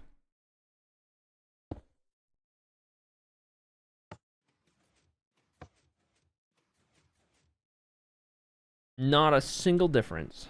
Okay. So this got nothing to do with it.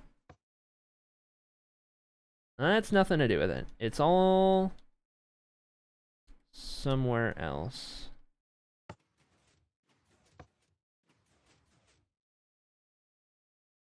That didn't do anything that time. It does when it goes up. That just affects going up. Are you trying to make it do? Door.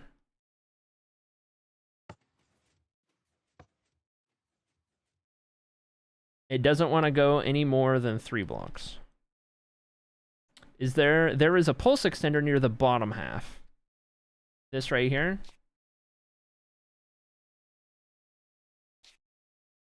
Would I need to just extend the extender?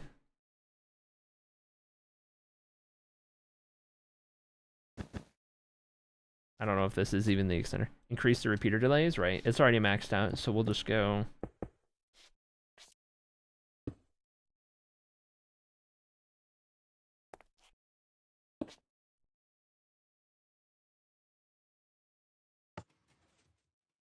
Maybe I should have done that when it was the other state.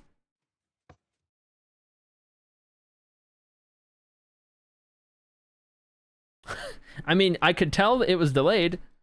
No change. I could tell it was delayed. Yeah, that's not gonna do it. Alright, back up we go. You just send it more than 1 pulse, not extend it? More than 1 pulse? What do you mean?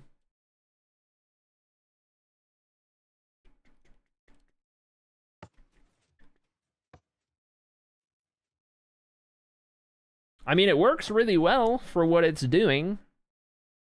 How do we configure... what it is it's doing? Is this it maybe? Do I need to have... is this directly proportional to the height? I mean, in the video, this is exactly what the person did, and it was like 6 tall.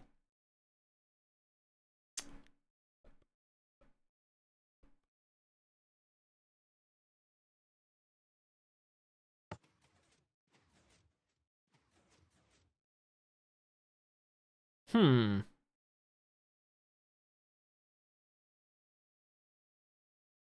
Hmm.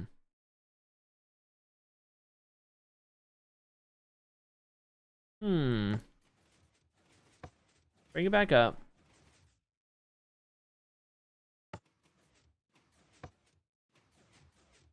One, two, three. That's sending 3. That's moving 3. When it goes down, this is sending 3. We need this to send 5, I guess? Instead of 3?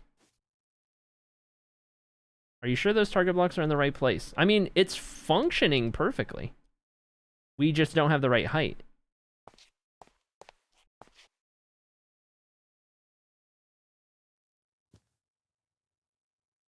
Let me go back.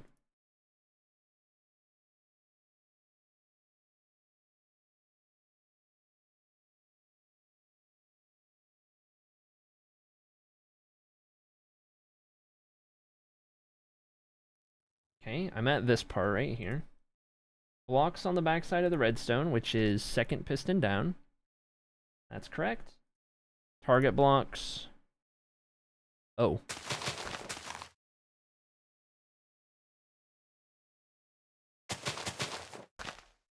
There instead. Okay, let's try this. Okay. Oh! Uh-oh. Uh-oh. Uh-oh. Same problem? I see what it's doing. Same problem. We lost 2 rows. We lost 2 entire rows. Same problem as the other. Yep. Same problem. Too much sand falling on sand. Yep. Outdated design. Can't work. Life. Life. Alright. Anyway, back to the fix for this one. Looks like we're back to only having 1 design. Okay. What do we got here? Would have worked in older versions, yeah. What am I looking at? Oh boy. What am I looking at? Oh geez. Okay. Oh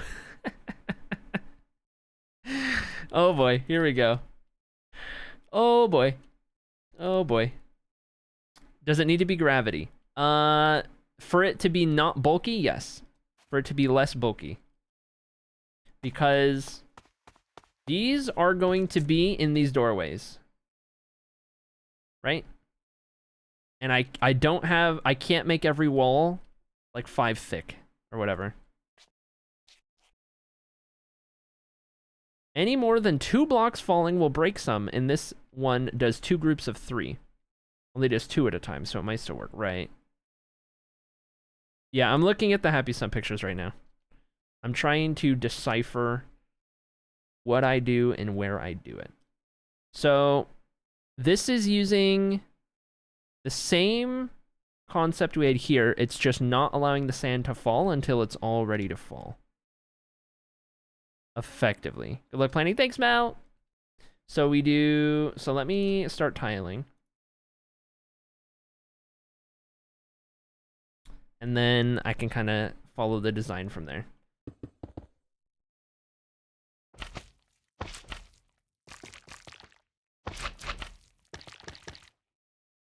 Okay.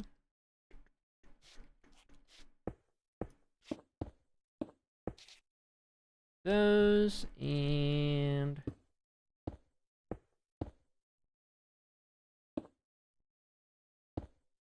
those and those.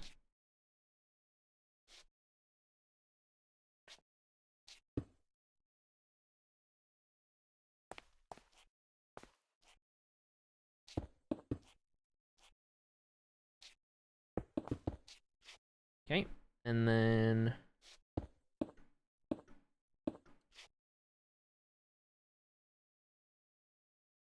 you could do that differently, but whatever. Wrong direction? You right. You right.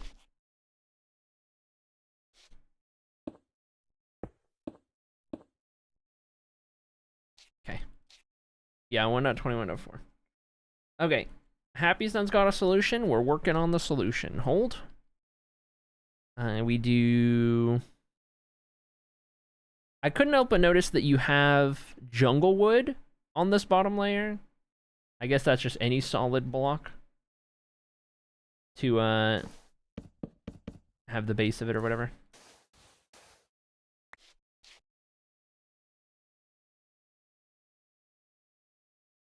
Okay, so we do... How tall is this? How tall do you have the sand? What am I looking at for height here? A bit more sand to fit the redstone. Right. 1, 2, 3, 4. I can't quite tell from the screenshots. 7. That's 1, 2, 3, 4, 7. And it needs to sit. I need to move everything else lower. So I'm gonna move all of this in a second. But this would need to be 7 with this flush. So we need to move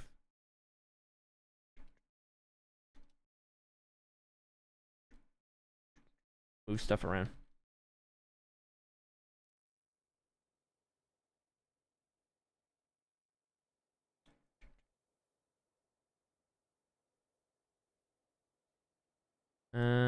Keep all that intact. I'm just gonna copy this and make a...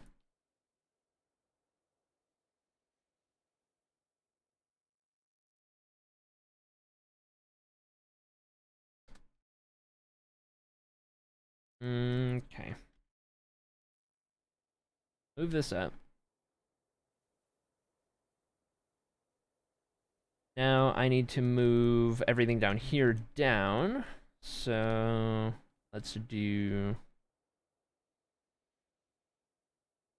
block select. I guess I did that weird. I can do this whole platform. Whole platform, the sand will fall with it, and we'll go down 3.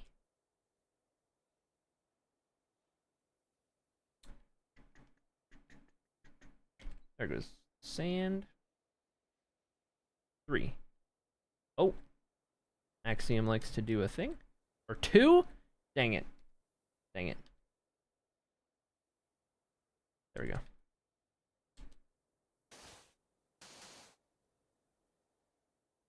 Anyway. Okay, 7. And then, instead of what I had,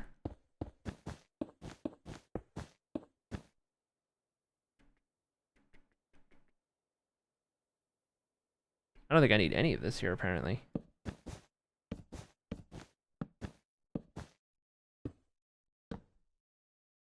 All right.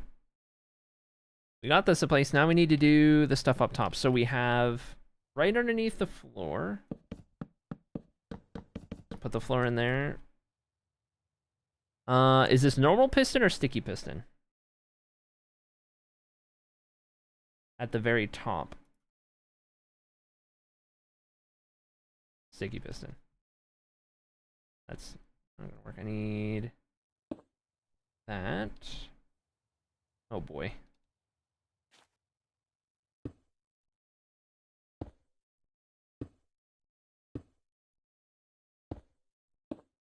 Okay. Got those, and then I guess just whatever block behind. And then we do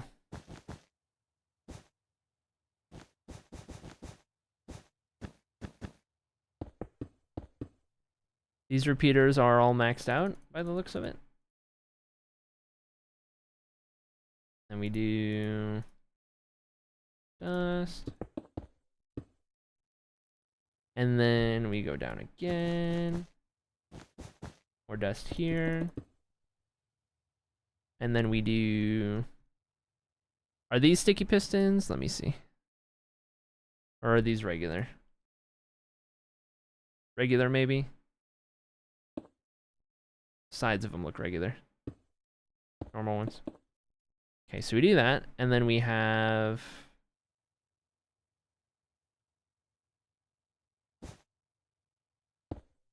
Other way.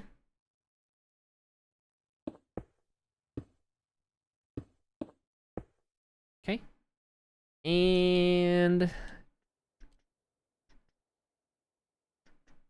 What is that on the other side? Right here? Is that right? These are just some other block? Is that an immovable block? Is that what you did, glazed terracotta? Any glaze... Oh, it has to be glazed? What what does that do? Immovable? Oh. So I could just do like furnaces as well? Or something? I feel like that might be easier to get. No? Well? On Java, yes? Okay. Yep, that's what we're doing. Okay.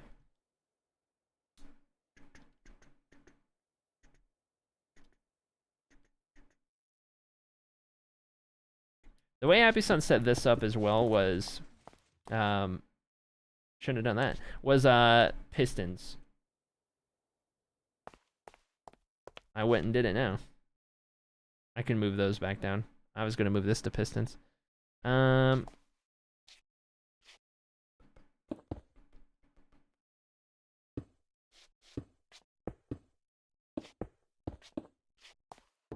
Glaze can be pushed to any 5 pistons directly, but they don't stick to slime honey. So do I need this to be glazed because this... Well, this still won't stick, right? Even though it's a furnace. That would still be fine, right?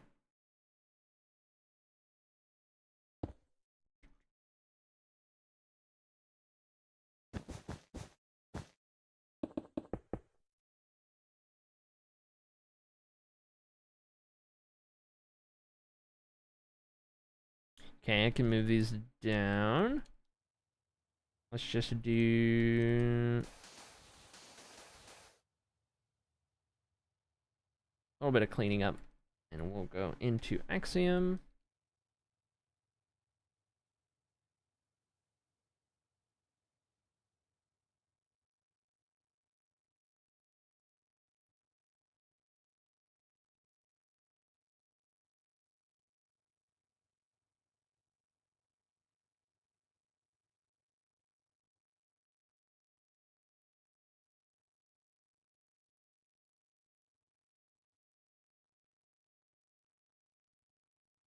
Back down we go. Back down we go.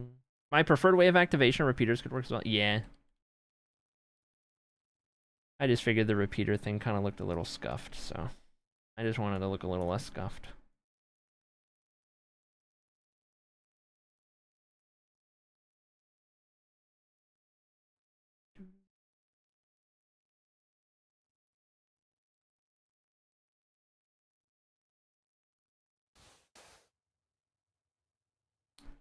This one got scuffed.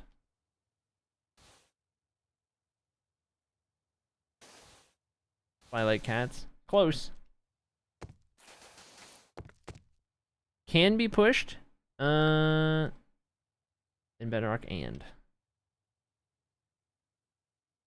Good thing we're not worrying about Bedrock. Okay, that looks back to normal.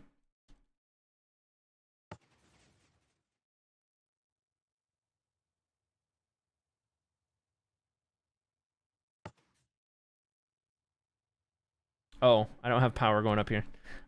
We need to power this then, right? Just get anything to this signal. Right here.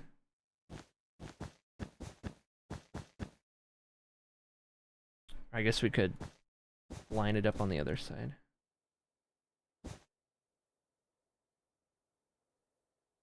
Button. Well, I want to have it tied to the same thing, so I'm just going to do that.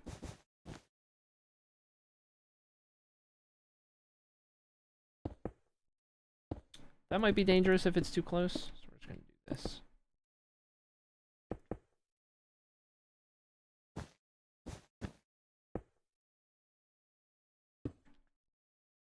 I gotta figure out how to do the torch thing again.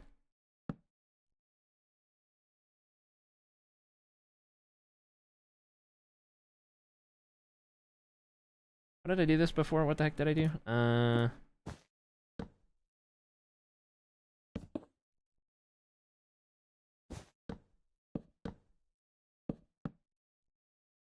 Does that need to... I keep forgetting how to invert signal. For some reason, invert signal breaks my brain.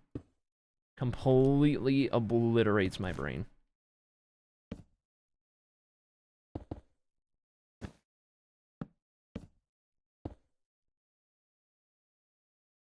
I think that's gonna work.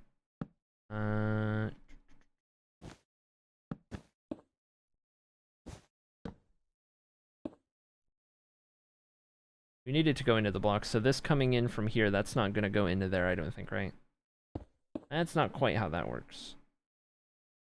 It's just coming in at a weird angle is all.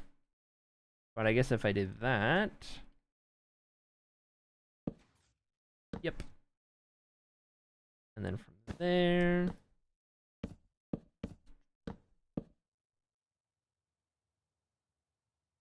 That'll be powered currently. We need it to not. Target block, it changes the direction of the redstone. A target block changes the direction. Interesting. So I guess...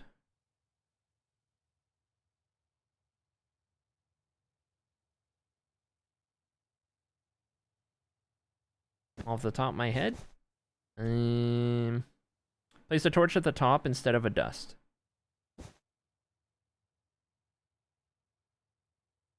Here? I guess it would be off, wouldn't it? It would just send the first signal. So... Okay, what went wrong? What went wrong? Because that's not supposed to happen. I guess it was a... too short of a signal? Because we're missing 2 layers.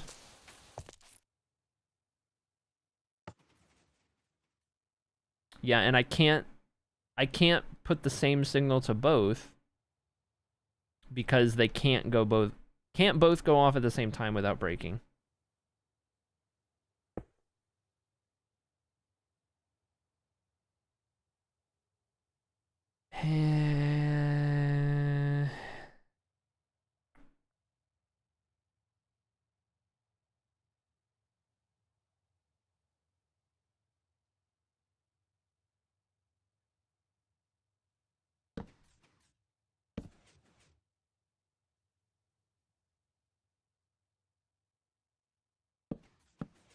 Can I get this to go down?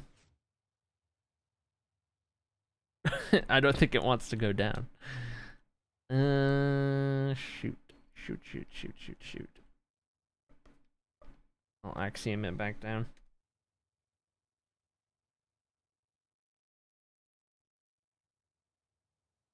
Boy, oh boy.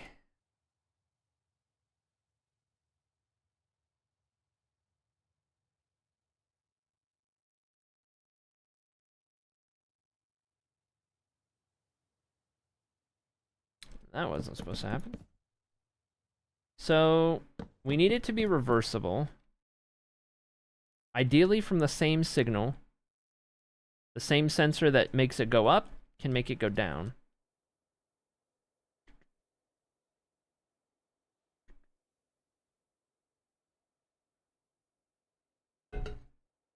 Hmm.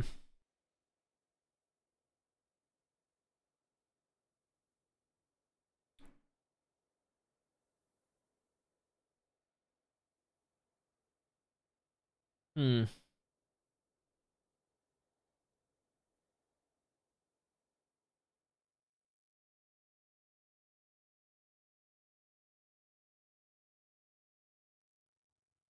Would we be able to do some kind of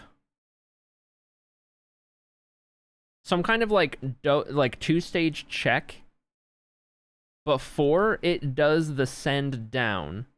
It checks for signal here, which is like the key, and it also checks for like something in a certain position. Like if observer detects whatever, then it doesn't let it go through. But if whatever passes, then the signal can go through. You know what I mean? What do we put an observer on? Like, what do we make our check, basically? So that the down will only go if it's up.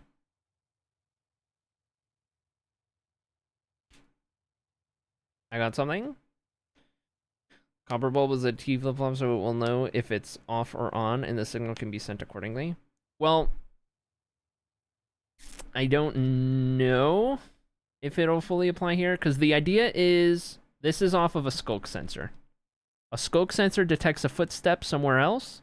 It needs to be able to close this, and likewise reopen it anytime it goes off.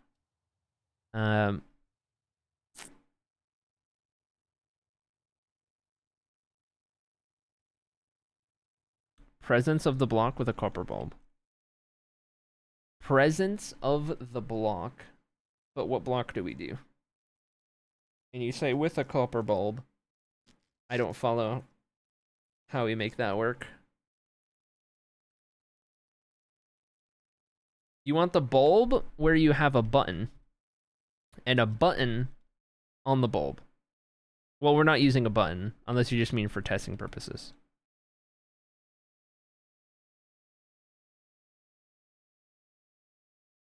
Represents the signal. Okay. Happy Stun is theorizing something, so we'll hold for a second. As this Hermit Torch remains, we're getting there. Still figuring out door. Just for this to probably not work in paper anyway. But we'll see.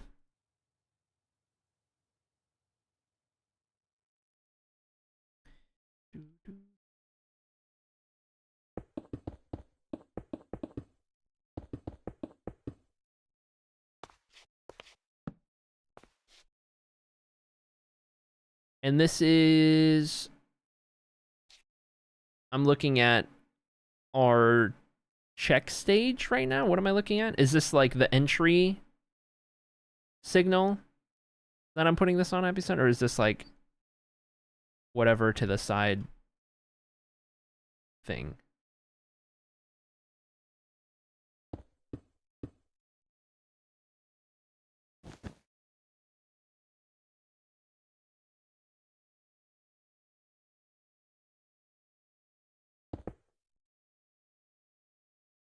Are those comparators I'm looking at or repeaters down here? Hard to say. Hard to say.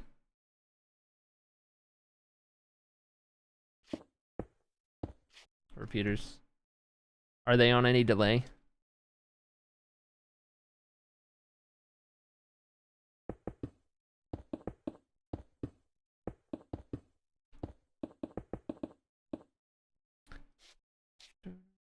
I assume sticky piston?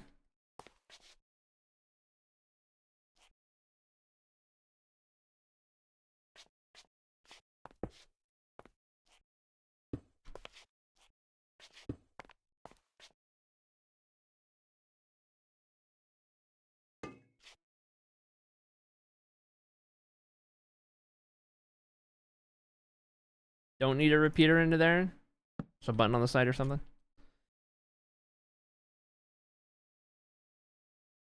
Entry signal, and then the two lamps go to either the top or bottom. Right. So...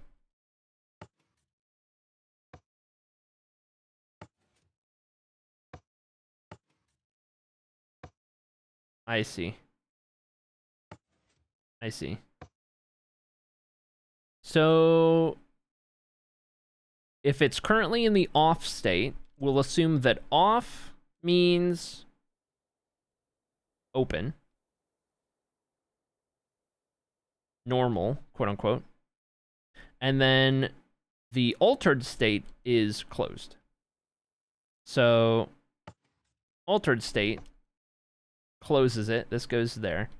And closing it needs to be that. So I guess we're gonna flip.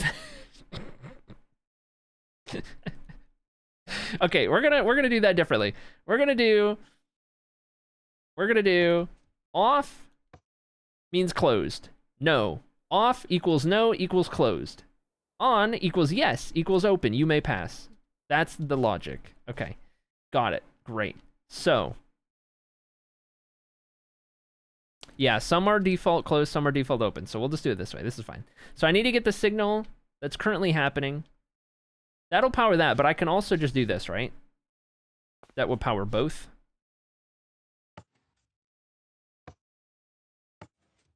Yes, okay. Cool, cool, cool. So I can have that go into that line. And then this line separate, I can have, just to be safe, something like that.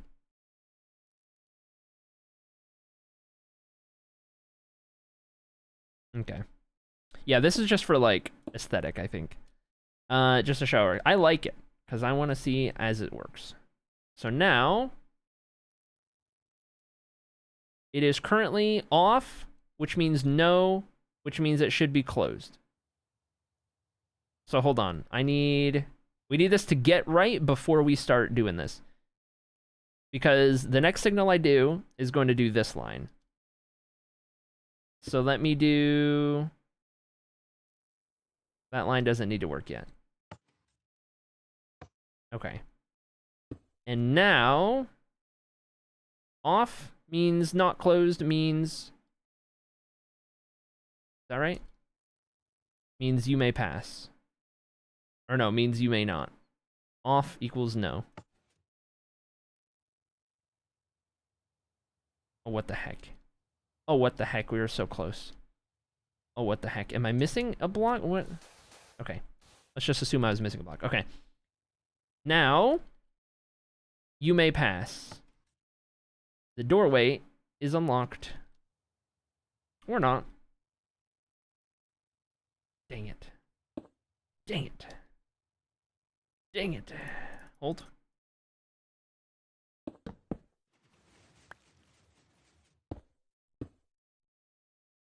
Did it need to be longer? What happened? We lost sand. We lost sand. We lost a lot of sand. Uh-oh. Oh boy. Oh boy. Oh boy. Oh boy.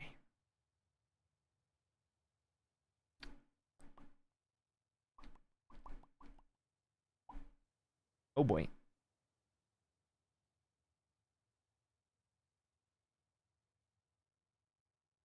Mm-hmm. Mm-hmm.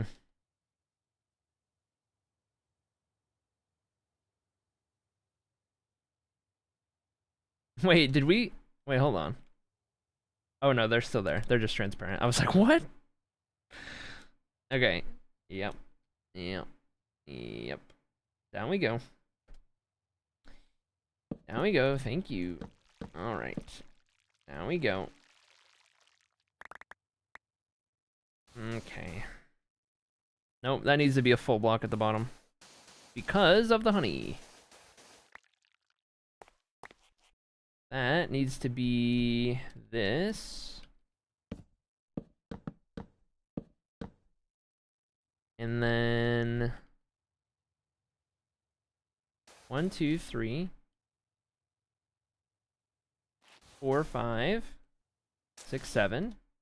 That tracks.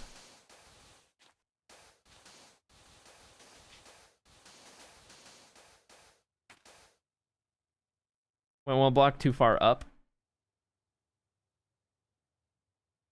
Do I need to put obsidian? Yeah, it's a flying machine. We need to have obsidian. That could have been a problem.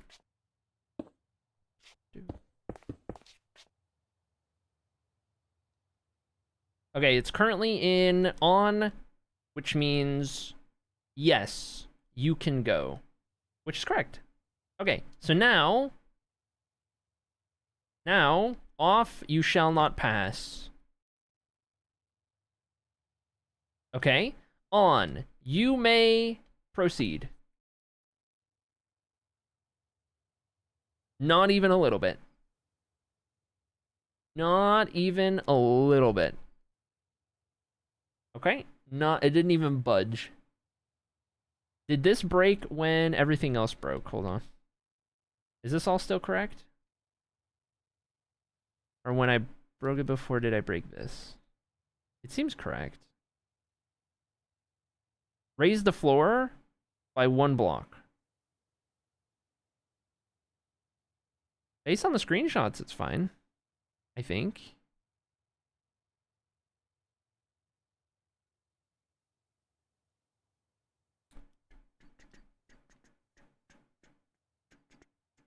Yeah, this looks fine.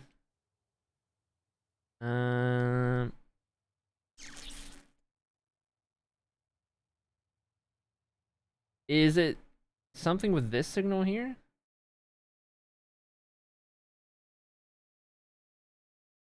Did it toggle? That's what I'm wondering. I wonder if it just didn't toggle. Okay, hold on. We're not going to send the signal to that yet. I need to reset this. Look at the line on the right. It's way too short, yeah. Okay, I need to do... We just need to extend it. There we go. Okay, that was too short. So... Sticky business at the top. These ones I was told specifically normal. Make it even longer, yeah. Like we can even go there. From here, all I need to do is just move this up, I think, and then it's fixed. Do that real quick. What is One Shot? One Shot is a month-long hardcore SMP that rolls around every handful of months with 40, 50, 60 plus creators. Starts in February, the next season 8. Looking forward to seeing this game. Also, how's it go, Blooding? Good to see you. Good to see you. Okay, let's get all that going correctly. Hey, Blending. Make sure you're not looking, because spoilers. What are observers facing the other way? Wait, are the observers facing the other way? Okay, I'm not looking that. Appreciate you.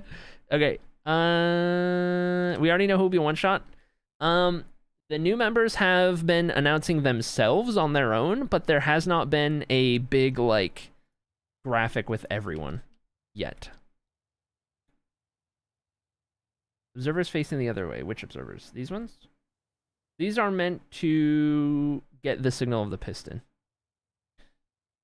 Okay, so I extended that. That's still not powered. It's currently on, which means you may access. Off means no pass. All right, so...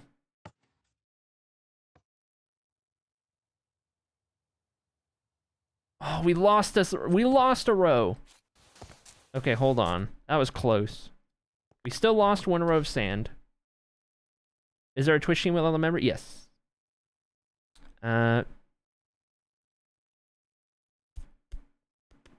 Pulse just needs to be longer. Even longer than I had it just now.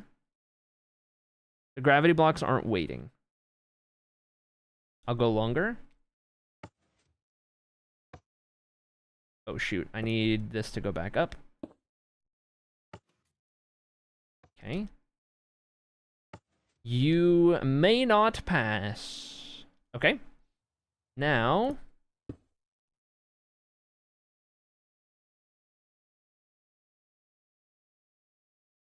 Not just a full-on extender. This isn't going to be enough.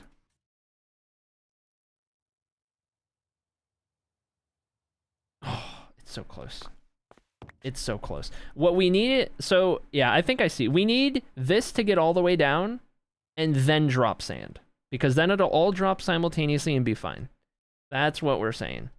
So I need this signal to not go off until that's all the way down. Or rather... This signal sends it down, Yeah, so this isn't really helping. Because we send the flying machine down, but this up here needs to be longer.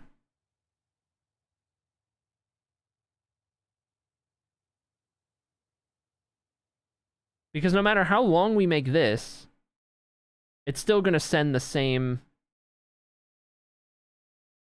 The first sand needs to land when it has reached the bottom. Yeah. So extending down here wouldn't help, would it? I mean, maybe. We could try it. We could try it. So...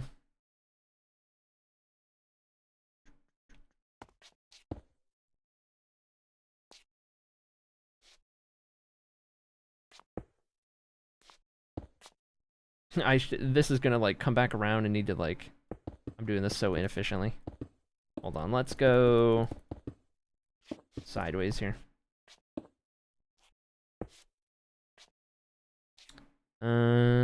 Right. I know how to make a pulse extender. Surely. Let me just look at this one again real quick. Ah, yes, quite. Makes sense. The piston extending is because of the length of the pulse. So yes, okay, got it. Got it. Got it. This needs to be a block, doesn't it? Or is it the other one?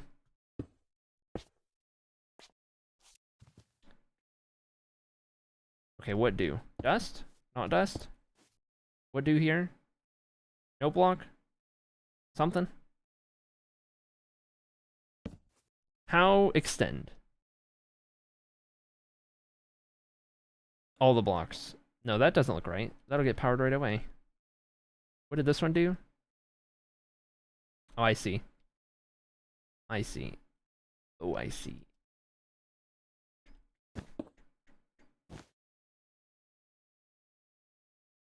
We double up?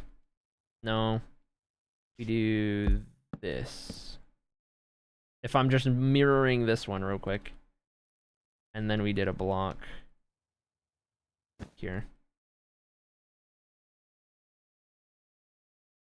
Does that seem right? We'll test it.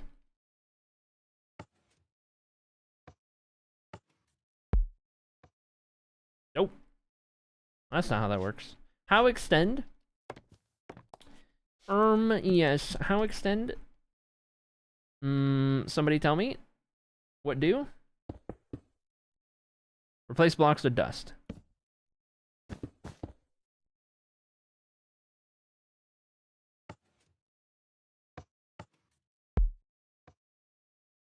Negative. Unless you mean this one also.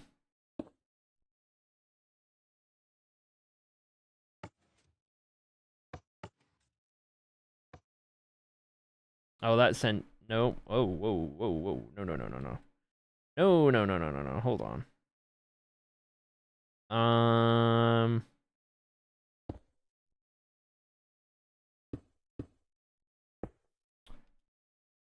That is going to send multiple. Now it's a clock. Yeah, we don't want it to be a clock. Do I shorten this one back? No, that wouldn't do anything.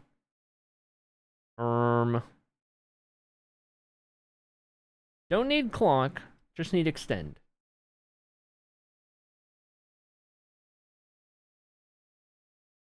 An oval with comparators. You'll need comparators? Question mark? I don't know.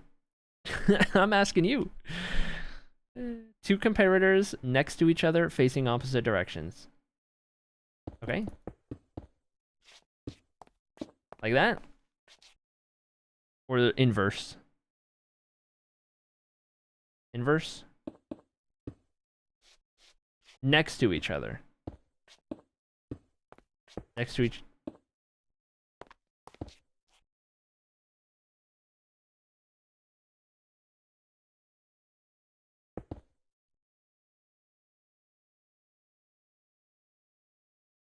Instructions unclear. 21 months of short jokes. I'd say sorry, but not sorry less than 3.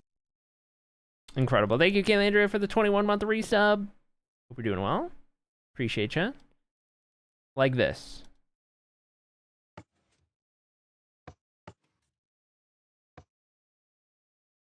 How make longer? How make longer? I guess we would want to strengthen it.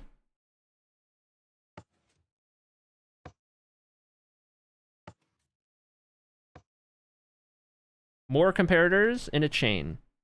Do they all go opposite? So just keep going this way.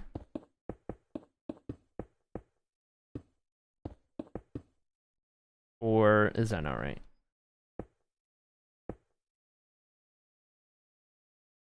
Closer to the power source, the repeater. Looking nerds. Oh boy. Okay. Got it.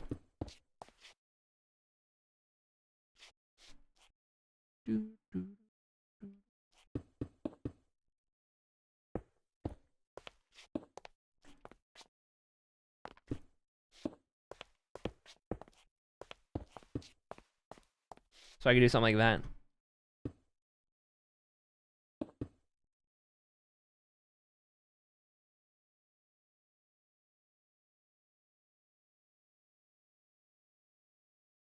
And then we want the power source to be... I mean, surely that's fine.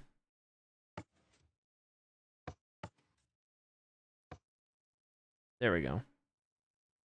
And then we can repeat the signal to keep it at strength. You don't need the third? Does that not do anything? I just figured that would make it longer. Is this max? Maximum extend? You can't go anymore unless you add another node or whatever? I was just figuring we would make it long. Is all. I guess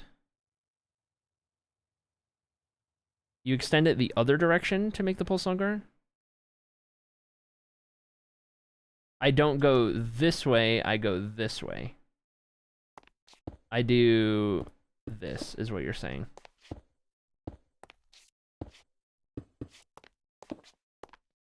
That's how you make it longer. Okay.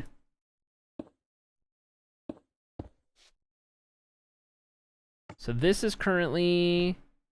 That would have been the go up. This is the go down. Oh, it's hitting 0.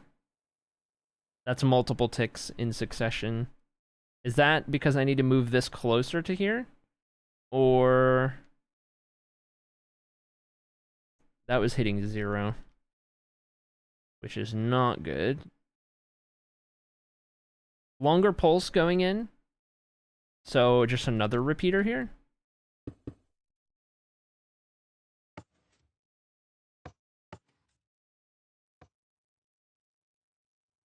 Even longer?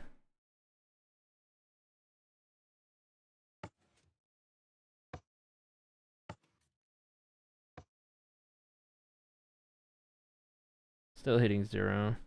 I don't know if that's making a difference at all. I would just have the 2x2.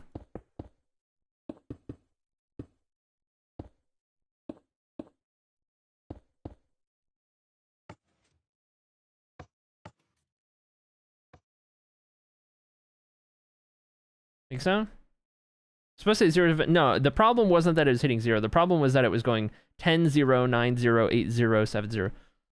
Repeaters add delay, they don't add duration. Right? Okay. Well, it is currently in you may pass mode. So let's put it into you shall not pass. Did I fix that missing sand? I hope so.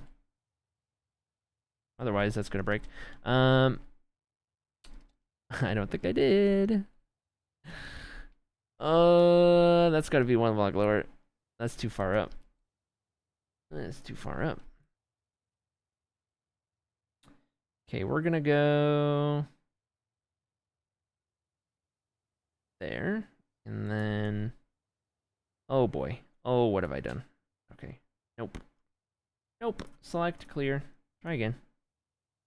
Select. Okay, thanks for nothing. There we go.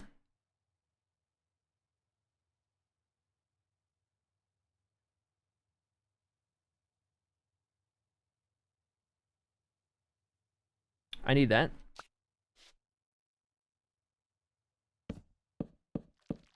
I should have placed it down there first. Oh well, whatever. We'll fix it.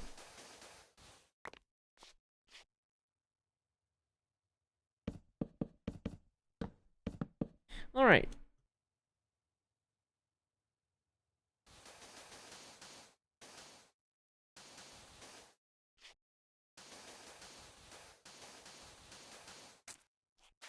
Wonder why Ab is making frustrating noises. Hello everybody. Hello Sunraven.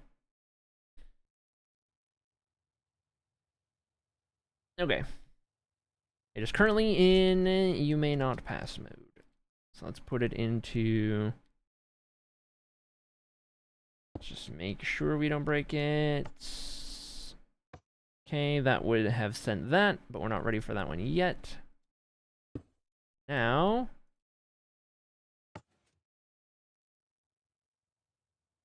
flawless, and moment of truth.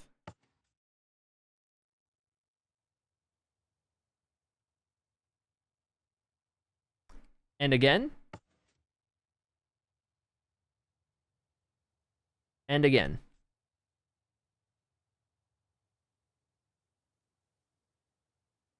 And again.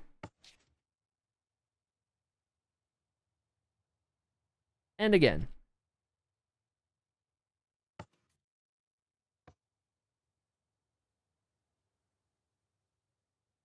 Flawless victory.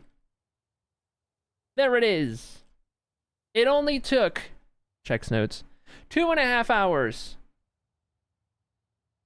Incredible. Incredible. Incredible. Okay, incredible. Very nice. Very nice indeed. Very nice indeed. All right, hold on. This is going to be put into Lightmatica, I tell you what. I'm just gonna clean it up just a little bit here.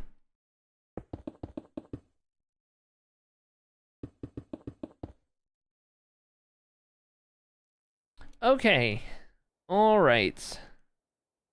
You can compress it a bit if you want to, right? I'm not too worried about compressing it. It's not like we're gonna do this with every doorway.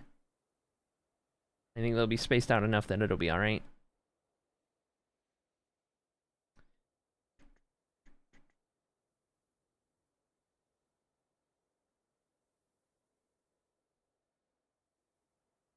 I like it. I think we've got something that's good and works. This is good and it works. I'm not worried about it, Zeroed. We're fine. I'm not worried about it. We're good, we're good, we're good. We'll live with it. I'll be alright. Maybe I'll fix it in the thing. I don't want to touch anything.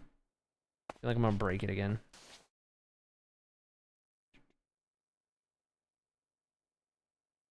Alright. We did it. Thank you, Abby-san, for the assist. Figuring this out. I think we're good to lock that in. Okay. Alright. Good to lock that in. Hold. Let me close out of that other thing I had up on the side. And give me one moment. Now is a good time. I'm gonna go take a quick bathroom break. So we'll return in just a moment. Hold tight. And then we'll worry about the next thing.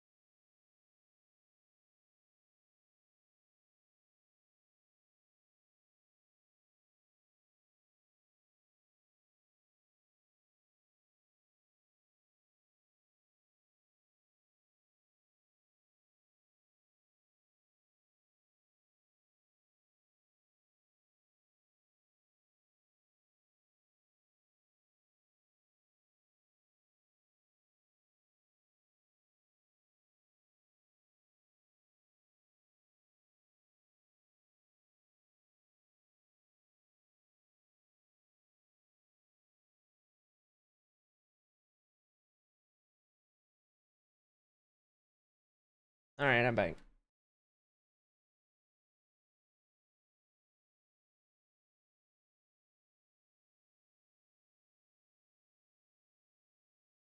So,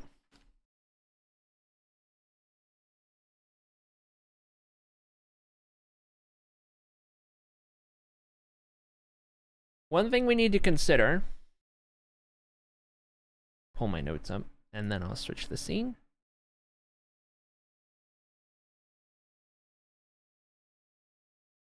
One thing we need to consider is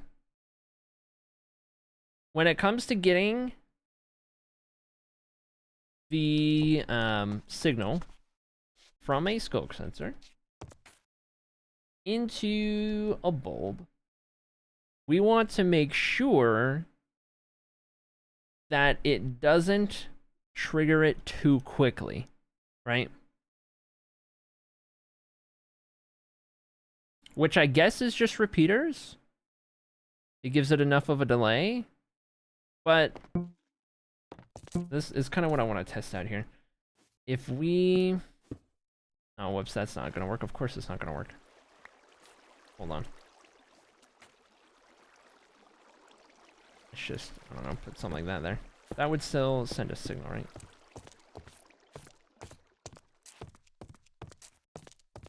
Or does that not pick it up because the full block? Wait, hold on. Oh, those broke. I was like, what? Okay, how did I have that before? It was like that.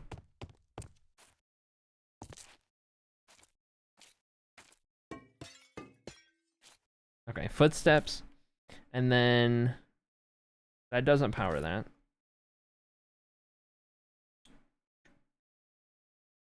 If I want it to be waterlogged,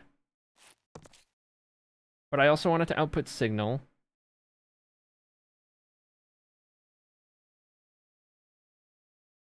gotta have a repeater. Out of this block?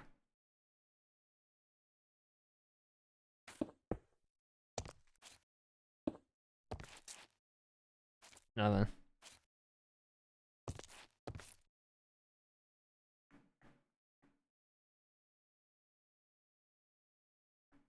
I thought that would power this. You cannot waterlog repeaters. No.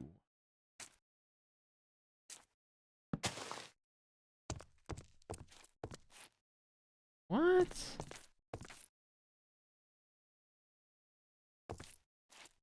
It powered the note block. Oh, whoops. Oh, jeez. Oh, jeez. Oh, jeez. Oh, jeez. Oh, jeez. Oh, jeez.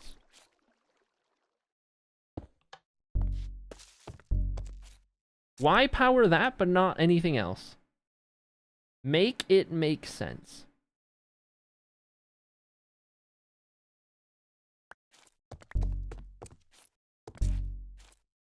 What the heck? What? I don't understand. How come that power but nothing else power? What?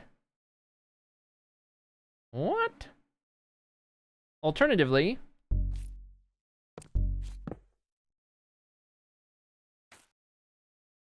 oh, I don't like that. That sends 3. No thanks. Okay, what about a piston? I'm gonna have people turn their piston sounds off. Okay. Okay. Maybe we can make this work. I'm gonna have people turn their piston sounds off.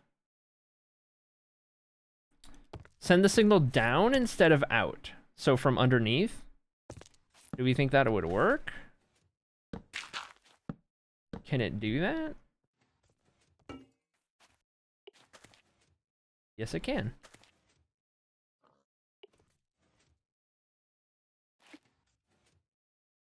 You just need a solid block, 2 down with redstone on top.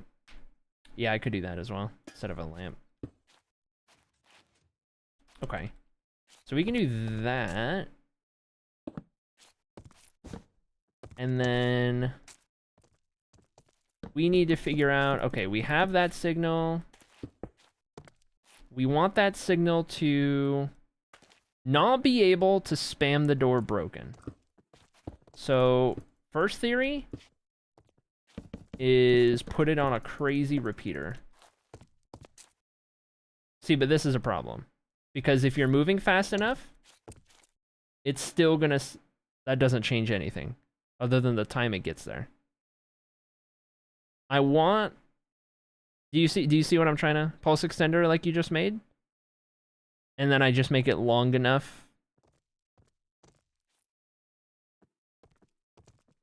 I guess? Okay. So...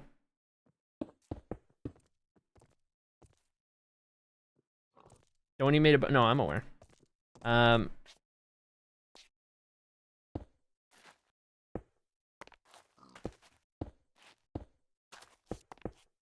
But I probably need to make it longer than the one above, so that it can't spam broken.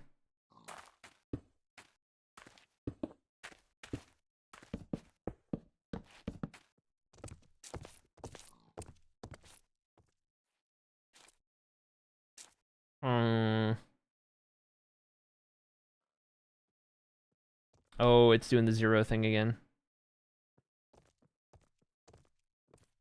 That is a nightmare. That pig is getting in the way for sure, but... Yeah, redstone lamp. I guess that pig's a good test, though. Because it's kind of just random movement.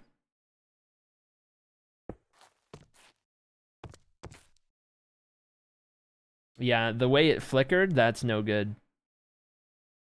That's no good.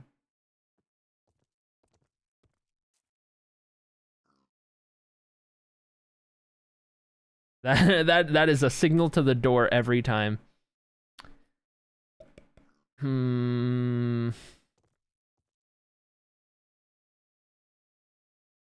That is awful. That is that is rough. Okay. You need the redstone bypass. What does that mean? Like a signal like this?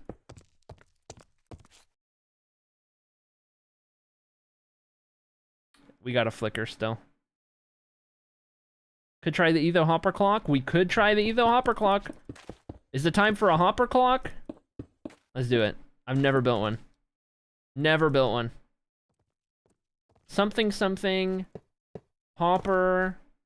Other hopper. What do I do? What else do I do? Got that part? Yep, got that part.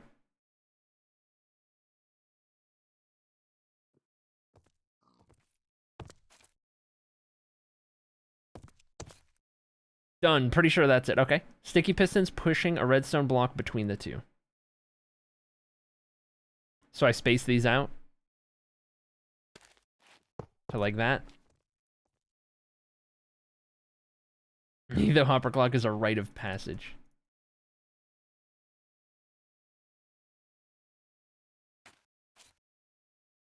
No, on top of.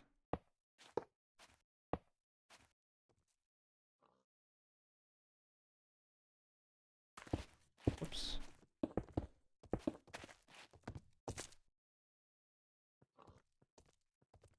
Next to or on top of, so it locks a hopper. Oh, it can go next to? That's better. Better if it's next to. So something like that. Because we're going to want to put this underground or whatever. Not go up if we can help it. So... No, I need this to be... there. And then...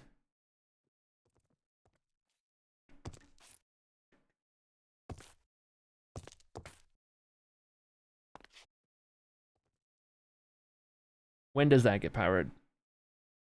When does that get powered to push? Perpendicular? Like that? Or other way, maybe?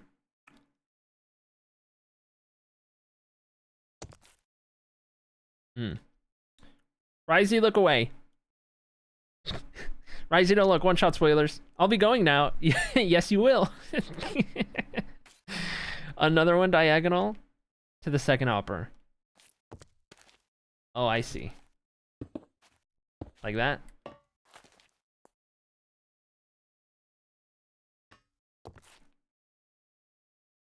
Okay.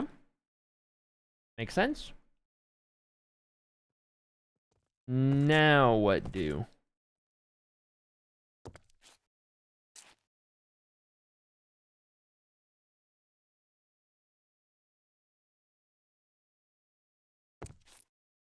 Comparators next to the pistons reading the hoppers. I already had a comparator. Next to the pistons reading the hoppers. Like so.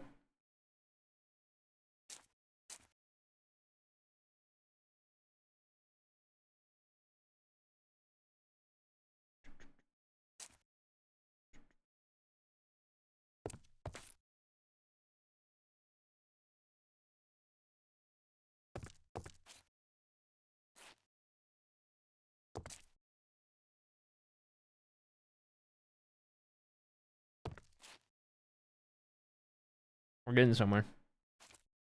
Just waiting for the next instruction from chat.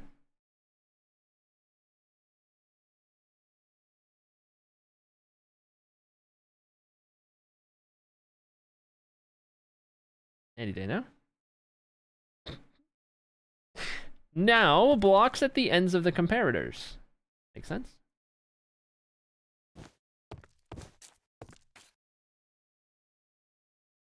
Okay.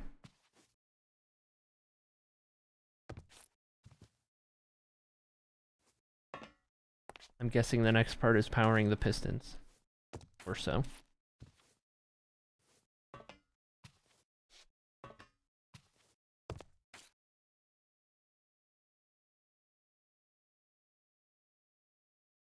Some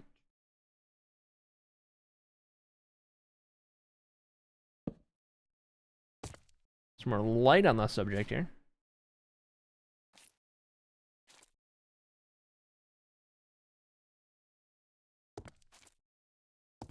Redstone dust going down from the blocks to next to the pistons.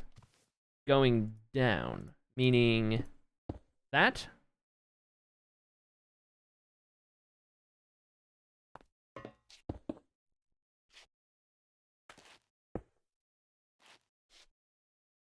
People arrive, dabbed, and leave. All right. All right.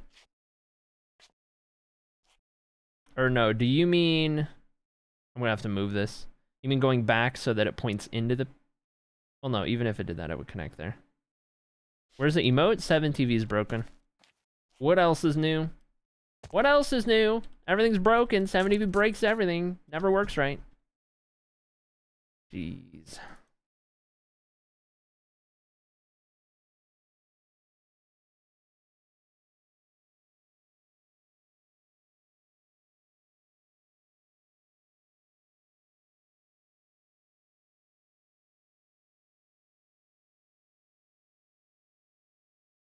I was ready to fight. No. No. Not gone.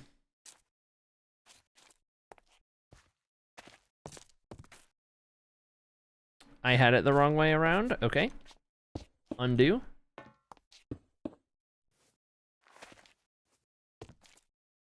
The blocks are meant to be behind the pistons. Got it? And then do I do the redstone that way? The way we were thinking? Then the redstone.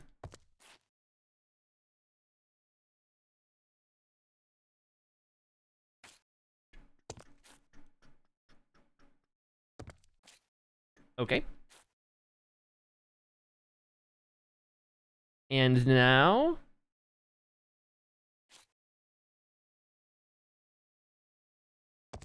the grand reveal. Put something in the hoppers.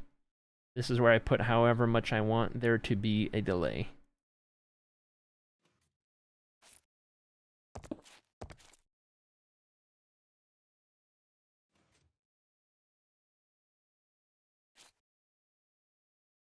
Okay, well that's going. Completely regardless of that. So how do I make that matter?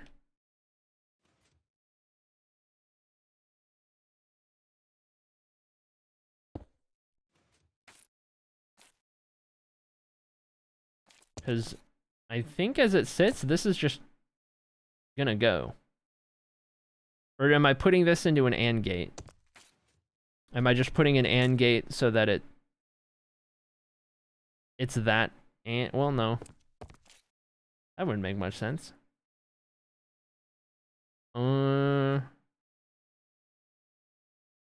What is this for? I was told to build an etho hopper clock so that this could not spam the door. Rather than doing the comparator extender, because it wasn't working, because it was pulsing this. I was going to do this to extend the signal so that extend the pulse. So that this can't send the door every time it goes off. Because if the door goes off, every time this does, it breaks. So we want there to be spam proof. Could just do a pulse extender. Well, you see, we already did that. And it didn't work because it kept flashing to 0 when we did a bunch of comparators like we did above. We kept getting down to 0 or whatever. The only other thing I can think of is if we did... The only thing that works is when I do 2. If I go any longer, it doesn't. So the only other thing I can think of is doing 1 and then doing another one further down the line separate. But I don't know if that's how that works.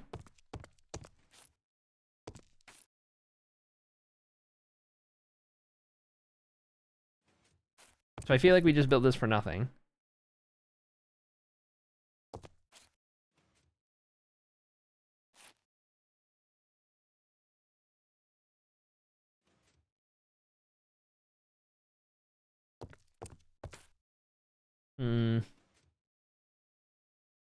Extending it with repeaters sandwiched between the comparators for the pulse extender.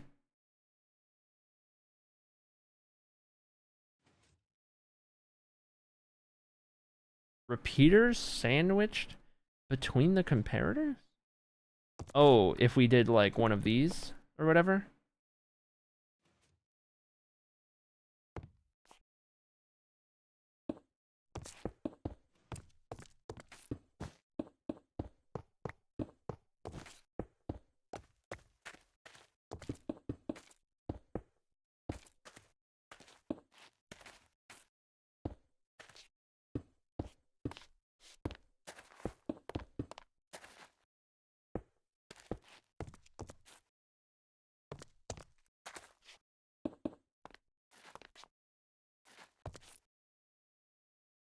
That locks it.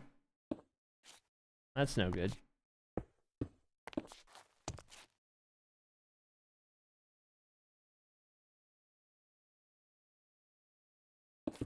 Only other thing I can think of is when it's 2x2, it works fine.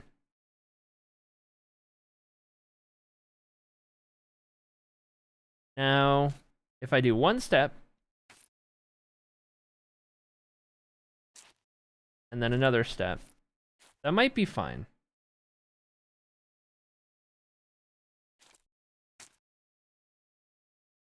I'm just trying to think like the fastest you could set it off. I might want a little bit of a longer just to be safe.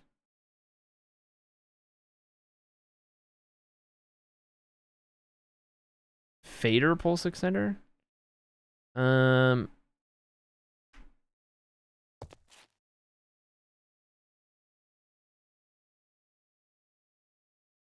I don't understand what the dashes are. The 3 dots. I don't know what the 3 dots are in that image.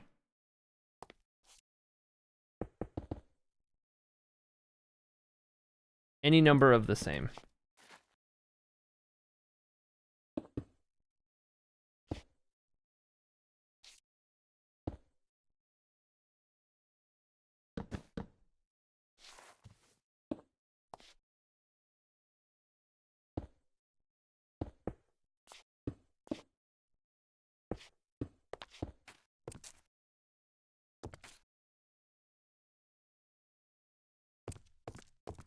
That one seems to work well.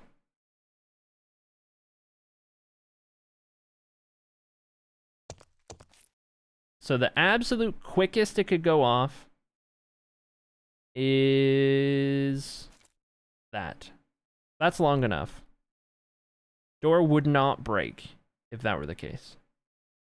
And then, of course, if you're still moving around this whole time, it's just gonna continually have power. And as long as it doesn't flicker, it's fine. Every flicker is the door changing state. It being constant power, that's fine, it's whatever. It's just gonna go into the bulb and not make a difference. So this would turn into a repeater, basically, to like send our final signal. Right. I don't think we need to make this longer. I think it's fine. There is also, like, this being the final signal. Or I guess... that being the final signal, the closer we put it, the longer it'll stay on. So our repeater being the final signal that sends it out. Just to compact it more than anything. Which also extends it, right? But this will probably be the one we do.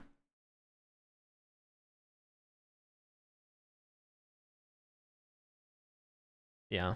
I think this will be the one we do. So the footsteps can't break it. And then I'm gonna want to do this in a way that I can light Matica it. So we're gonna do... I could probably light Matic it from... or, no, I want to do a design where I can light Matic it with the floor accounted for. So that it's nice and easy to just replicate or whatever. Let's do...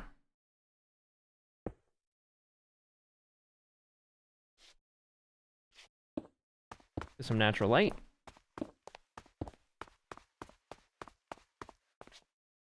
And we're gonna do...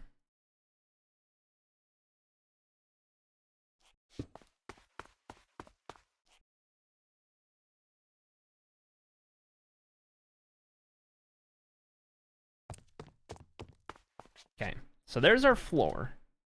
Now, underneath our floor, let me use not wool, because skulk sensors.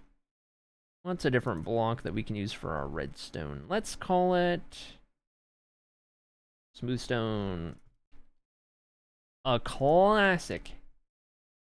Boop, boop, boop. And then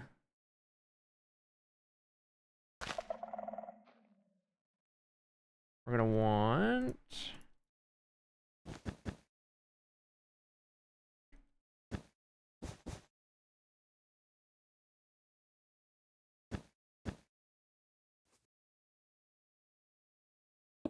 that one. Nope, other way.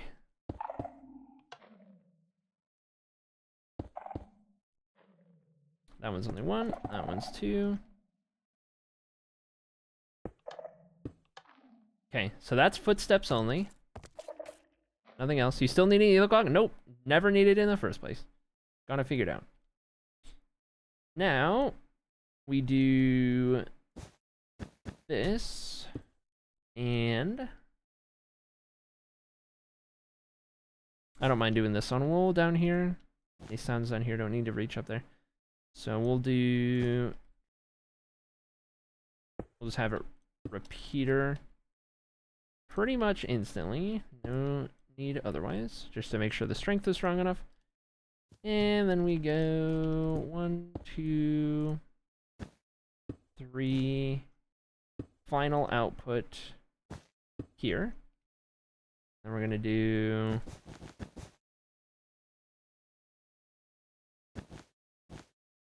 something like this. This is pretty compact.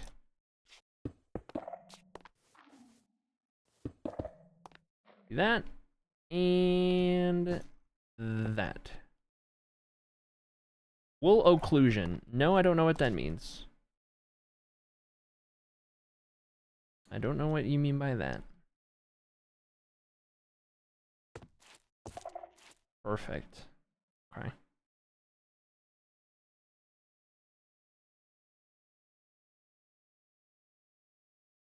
That is pretty compact for our skulk sensor output, considering I'm not going to have them everywhere.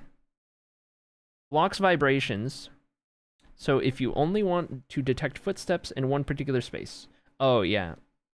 Like with skulk sensors, I know that wool prevents sound, yeah. I'm using wool down here because this is underground, nobody's going to be down here. But also, if we want it to only be a certain direction, we can play around with that. I can change any of these to wool. What I do need to do is water this guy.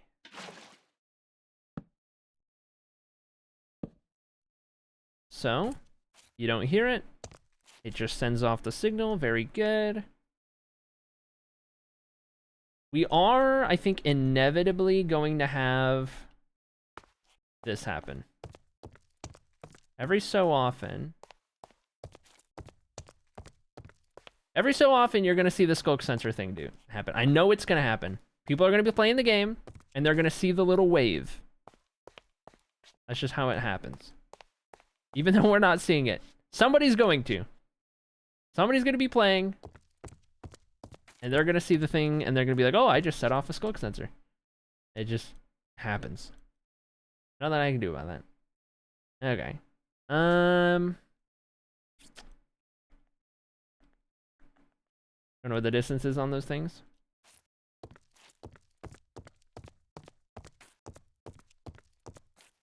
Pretty good. It's like 15 blocks or so. So, what I could end up doing as well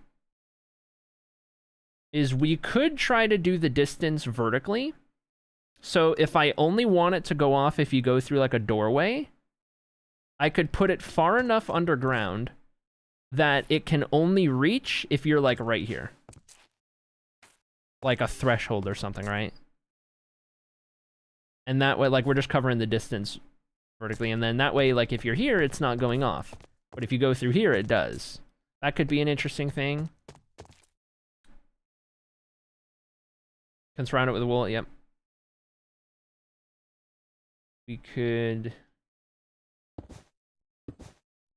put wool on all of these sides. I guess there is the target block.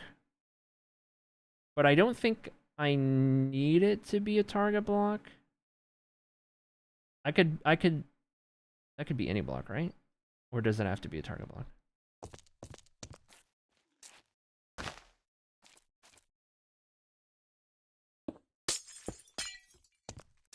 That could be any block. Okay. So that's gonna save us some materials, I'll tell you what. So I could surround it with wool. And then where's our light? Just so I can see that go off.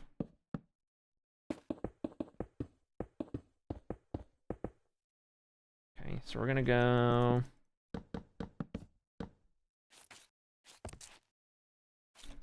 Okay, that's setting that one off. There's your beep, enjoy your beep. Only gonna detect it directly above or below, right? Figure as much. That's still going off. We're gonna measure the height of it here.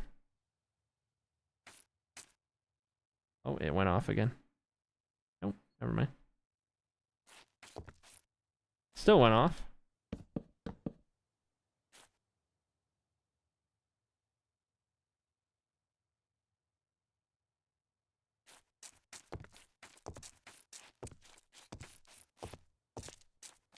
Negative. Am I directly above it, though? It is... Yes, it is absolutely 100% undeniably right above.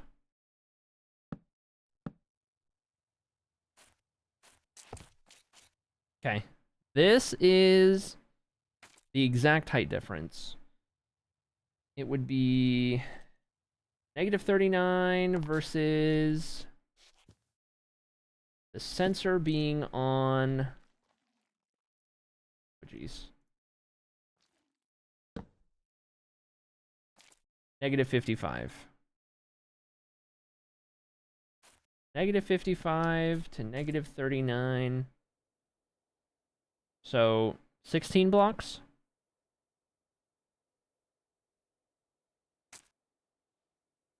-55 minus 39 is 16.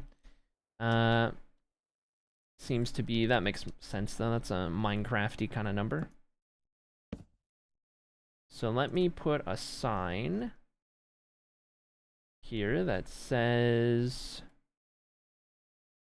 lurk my lunch, good luck, 07. To trigger on precise block, place sensor. I'm going to do this somewhere else. To trigger precise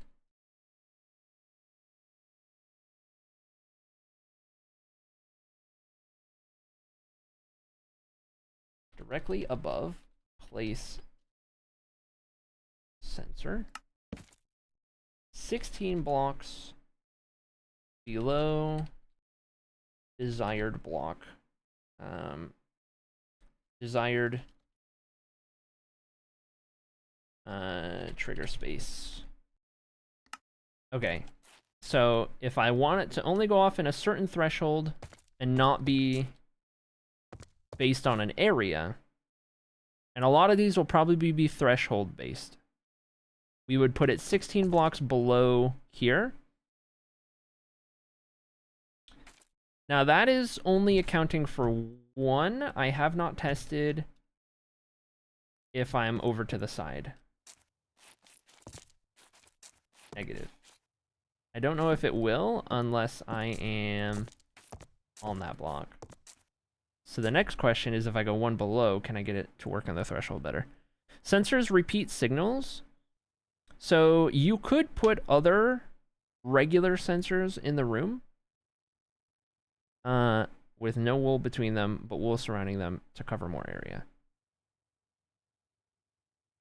Sensors repeat signals.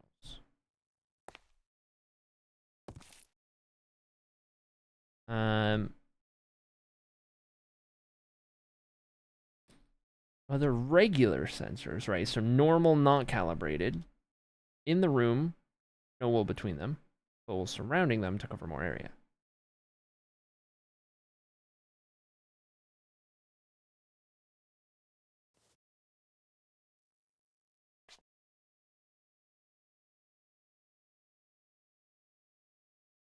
Okay. Couldn't do that. Trying to think, we could... I wonder what it would look like if I did... I wonder how crazy it would be if...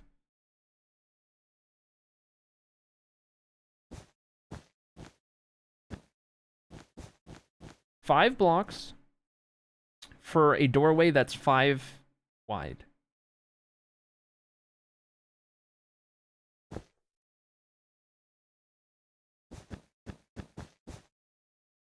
Five blocks for a doorway that's 5 wide. So that in theory...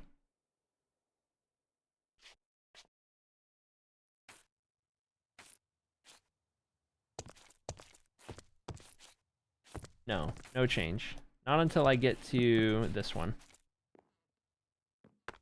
Okay, I thought maybe I could finesse it, but because those have to go an extra diagonal, that's not gonna work. So I guess the only other thing would be...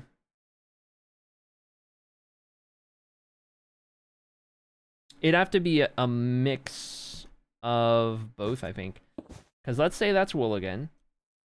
And let's say we go down. So we know we can hit it from this one. We did it from this one? Yes. Well, hold on now. Let that go off again. Oh! Well, hold on now. Can I set it off? That's probably going to set off from anywhere here. Yes. Okay. What if...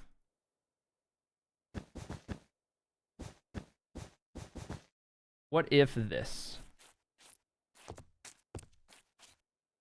I still got one through. Huh. If I'm not close to the edge...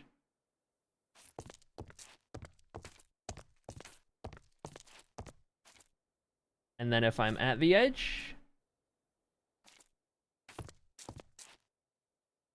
Okay. And then...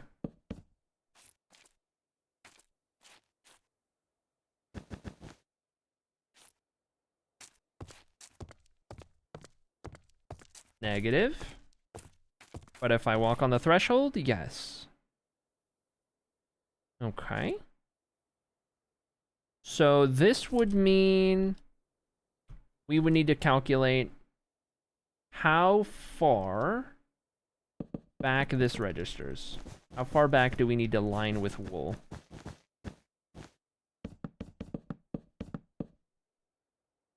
So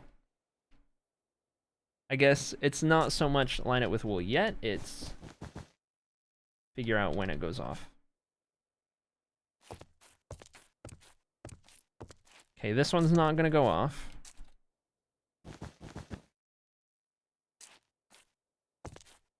That one does, okay. So we need to go 3 blocks. We can do it precisely like this. And what this is gonna do is mean that when you're walking through an area, completely... Oh geez, I should have done those the other way. Completely unaware of anything being anything at all. If we do it like this, that redstone lamp represents a door on the other side of the map, opening or closing. Nothing, nothing, nothing, nothing. You cross the threshold, you set it off. It's on an extender, so it can't be spammed, so it doesn't break the door. Now, if you walk away from this area for a bit, and you come back, and you go past the threshold again, you have just closed the door again. Or opened it, or closed it. You don't know. You don't even know that you did anything, because it's all silent. And all we need to do is buffer the area with 3 wool in any direction. So the next thing I'm going to test is this little corner right here. Yes, it's going to have to be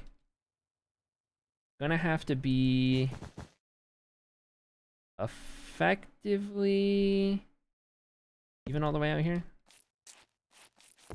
Yes, perfectly squared. So here it shouldn't do anything. So looking at that redstone light. Nope. Okay.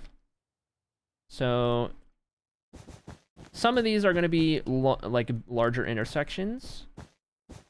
Some of these are not going to have the side pieces because we'll be like in a corridor. But we have to effectively do that around our threshold in which we want the light to go off. And that's for single block. So if we want it to be a single block, we do that. To trigger when a threshold is crossed,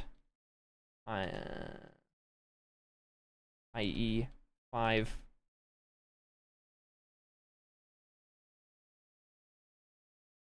doorway.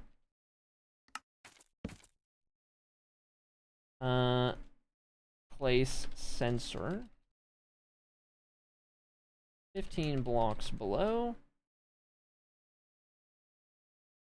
Reference wool pattern above for underneath. floor blocks to specify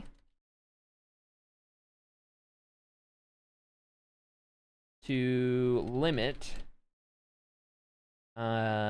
sensor trigger area. Okay. Got that. So we know how far down we got to put it for all of that to do. We know where our final input is. We send that to the door. The door we've already designed right here. This being our final kind of idea. And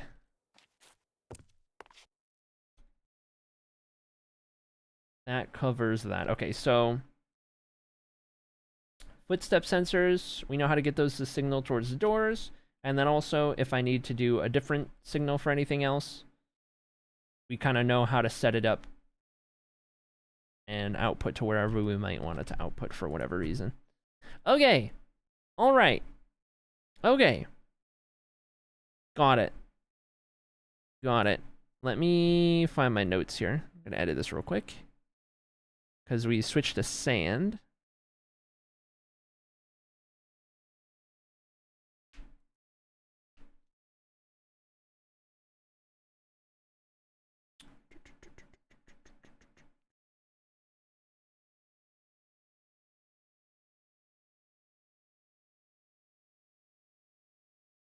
Okay.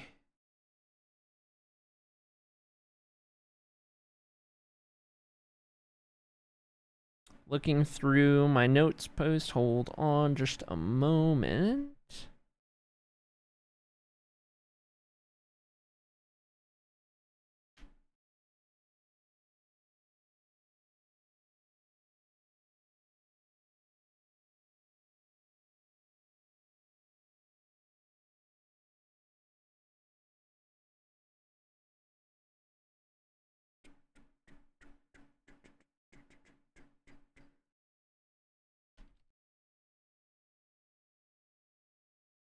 What materials do we use a lot of here?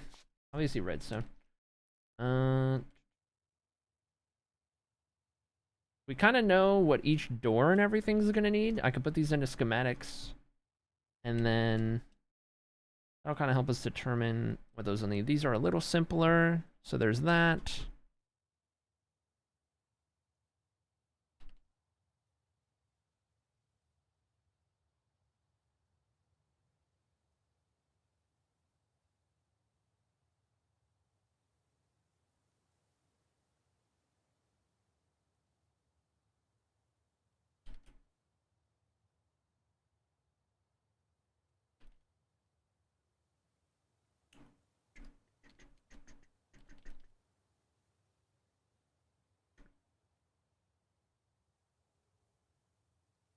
Okay, hold.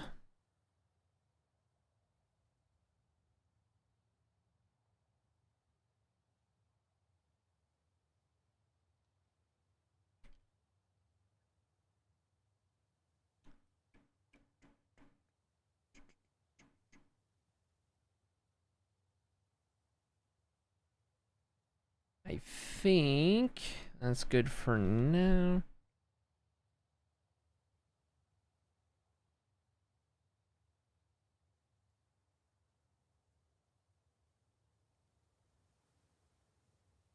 Okay. I was looking over my notes, but so I think what we're gonna do is let's Lightmatica it up.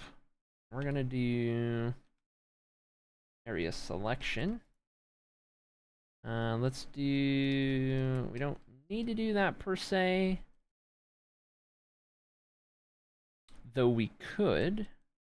If we're going to do all of these a certain way, I could include this just to have the spacing correct. Could definitely be a thing. We're gonna want to have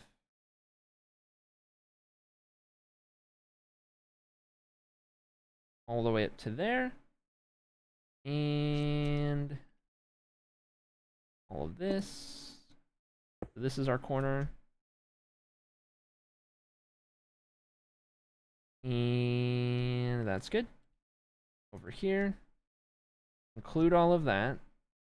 Or actually, we're not using any of this. So realistically, we just need to include this platform.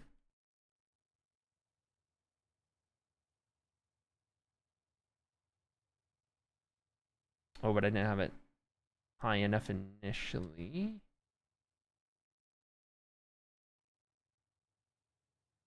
I think this is fine, because it'll show me the threshold, and I can line it up based on the threshold. And then down far enough to account for all of that. And then what I'm gonna do is not have any of this. This is probably gonna end up being like solid stone or whatever, because we're doing this all underground, but it doesn't need to be open air. I'm just gonna keep it open air for now.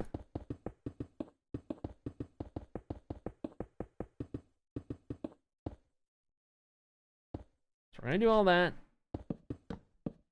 All of this.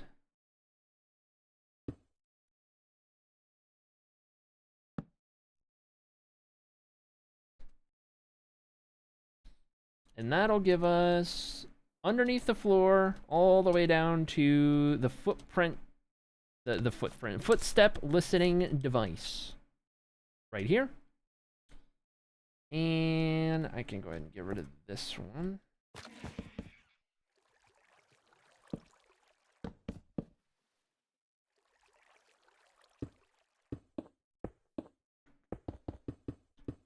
Just for the sake of avoiding confusion.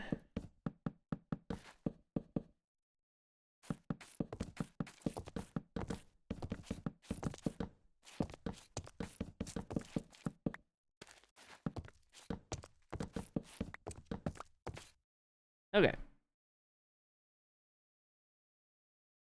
And then I can always reference these signs in this world as needed, but I won't include those in this schematic. Cool. So area editor. OS8 footstep device. Okay. And then we're gonna do this one. Take a sip of water.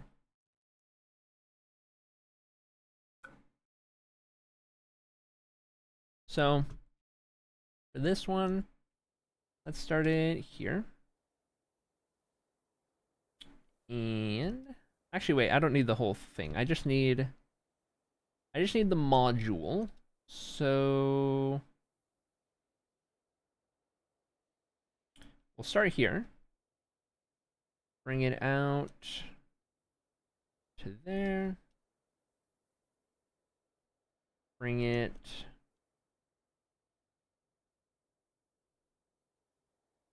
if I include the floor, is that gonna confuse me?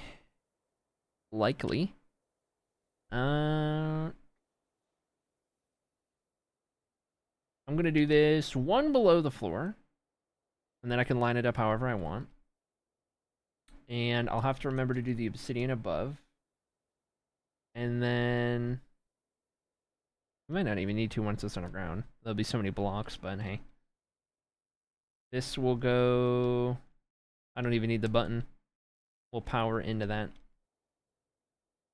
Well, that'll go to here. I don't think we need to include the underneath block. That can be whatever. And that is our module. Which could be compacted, but whatever. It should be fine. So we do that. And I like it. It's going to be door activator. Save. Okay. So those are the two schematics that we want to get in place. Beyond that,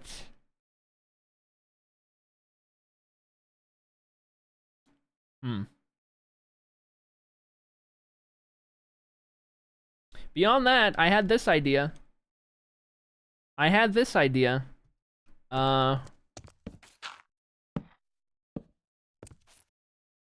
Every so often,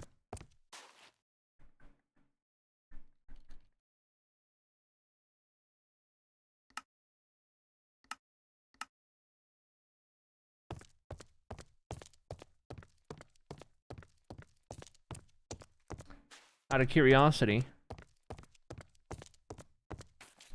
I wonder if we get one to spawn. Do they now spawn on easy?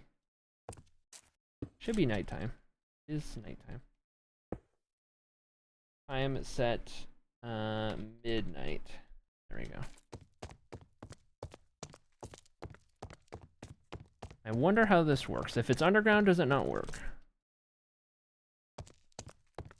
If I'm in creative, does it not work?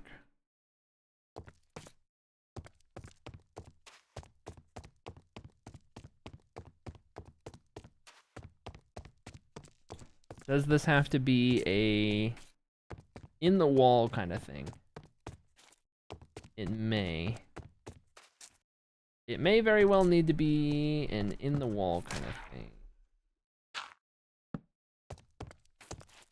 Okay, so what if, let's say,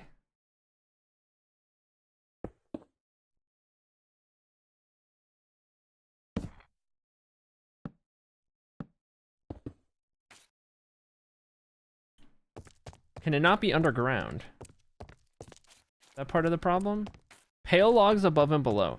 Oh. Oh. Oh. Well then, say less.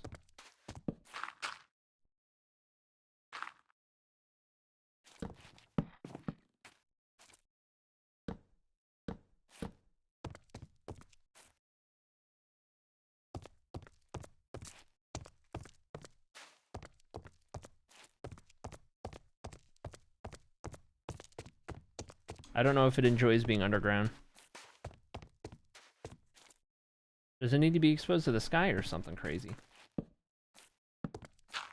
Where did I put that?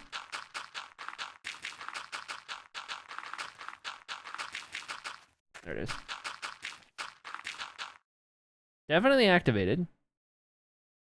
It probably does not like being underground. Something with it being surrounded by blocks. Okay. I wonder if I did something like this. We make a corner. We put it in the corner of a wall. He spawned above it.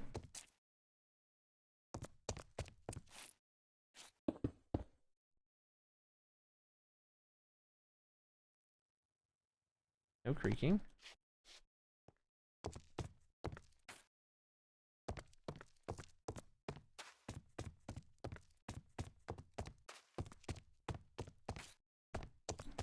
There's no gap above it here for it to spawn. Nobody up top.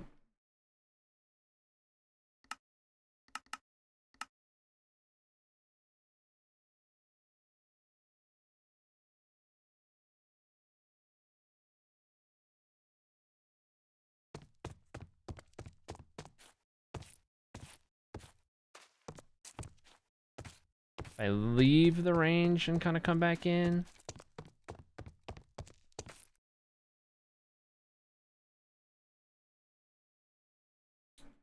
Okay.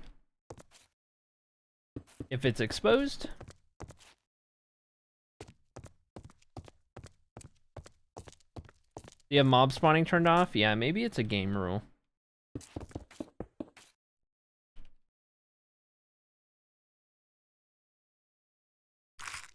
Oh. That might have done it.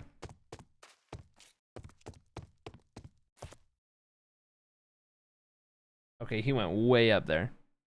Okay, we're gonna be underground. But that range is quite a bit. Okay, hold on. If I put it back underground, let's say over here. There we go.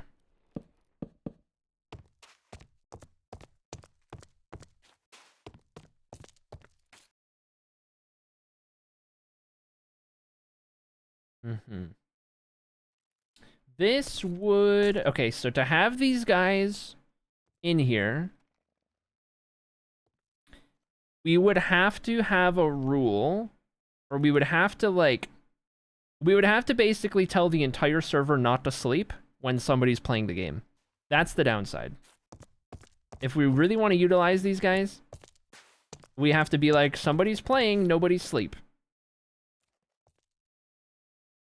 If we want to have, like, this full effect out of it, right? Because here's what I'm thinking. Every so often, you might come across one of these guys, and I want there to be... I mean, we're going to do sand instead of smooth sandstone, so there's that. But I want you to have the ability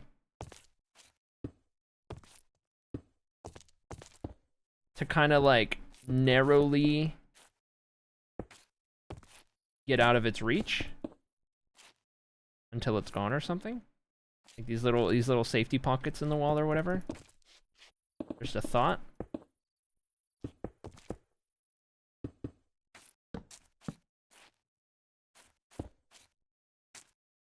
So, it would function like this. You could look at it, and then when you're around a corner, it's just going to follow you. And so, it's just going to keep... Right? But, maybe it's about to be daytime or something. You can kind of get away from it here. I don't know. Maybe the creaking, maybe something else. Maybe we put something else in here. But I thought this would be a fun one, since it's new. Whatever I put in here, I don't want it to be particularly deadly.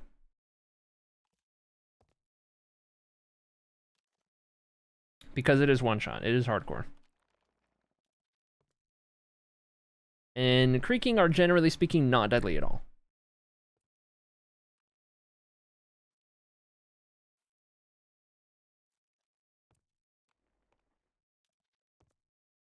What we could do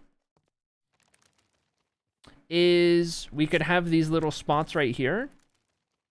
Maybe it has like a button in it. And if you hit the button, it moves one of the logs, therefore deactivating the guy. That could be cool. They can hit hard if you don't have armor on. I'm going to allow people to have their armor on. There's no reason not to. They can have all their armor on, that's fine. I'm just wondering if this is worth it, because it entails anybody playing the game. Nobody on the server can sleep. That could be a problem. There's a lot of people on the server. That's a tall ask. Yeah, they do have a limited range to move in, which does kind of suck as well.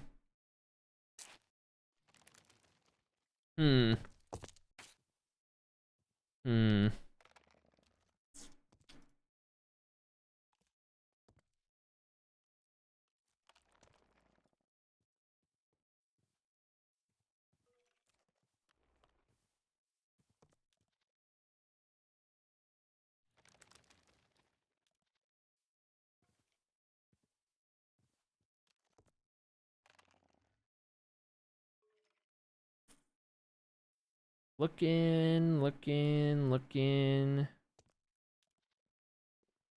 Could have them as a second feature. Well, that's what I'm thinking. The range is decent, but still limited. 32 mocks from the heart is not great. It might not be worth it. It might be more trouble than it's worth, considering they don't move out of that range.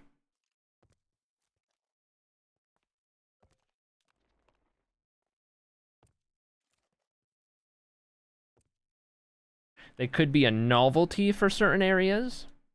Like, we could realistically just chalk it down to, like, I'll sprinkle in a handful around the place, and then when somebody's playing, I'll just ask for people not to sleep, and then they'll show up. You can avoid them, you can run away from them, but they're there.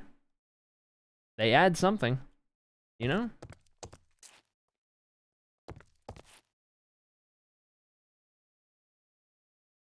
I mean, he's pretty far away. 32's not terrible. It's enough to cause you a jump scare. Like, if you come around the corner, not expecting it, and you just see one, and you're like, huh? You know what I mean? It could have that factor to it. They're there for the, yeah, they're for the ambience more than anything.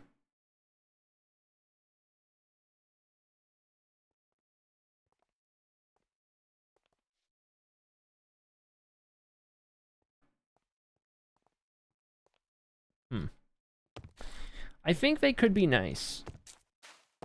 I think they could be nice. And we could still put these in every so often just for the fun of it.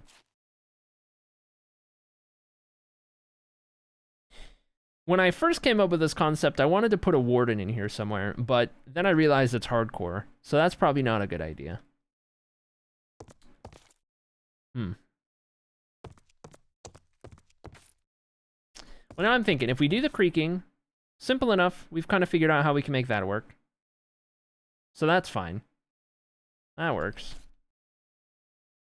What else? I don't want there to be a risk of death.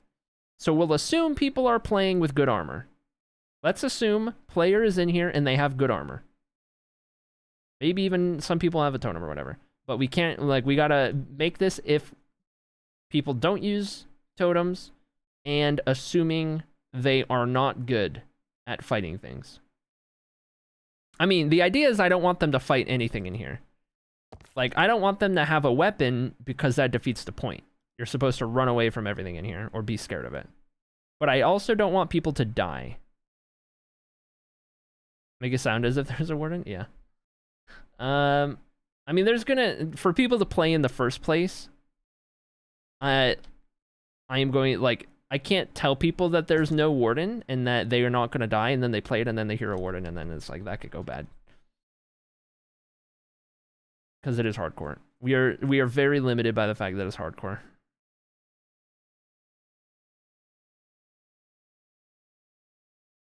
Ooh. Ooh. Okay, I have a potential idea.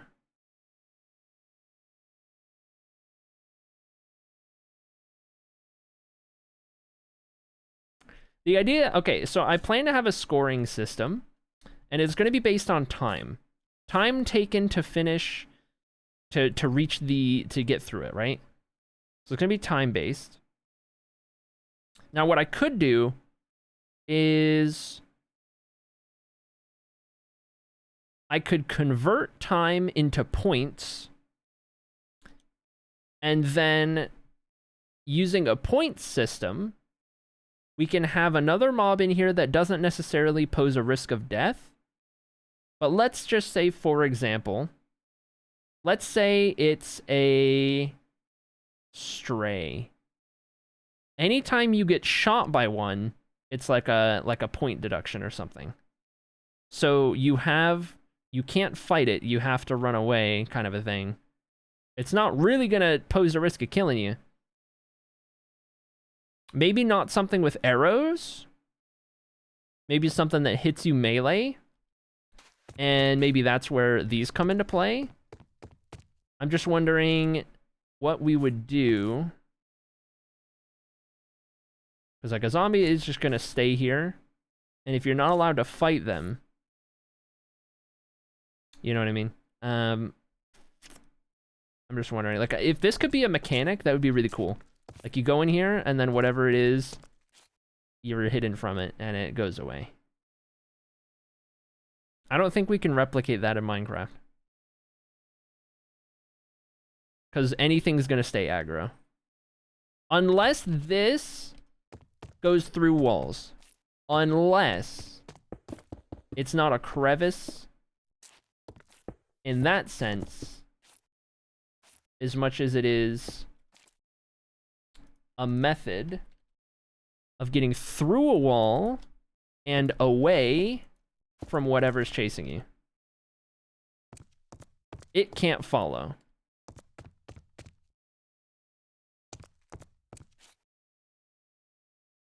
We could even make it look better by making this wall 3 blocks thick.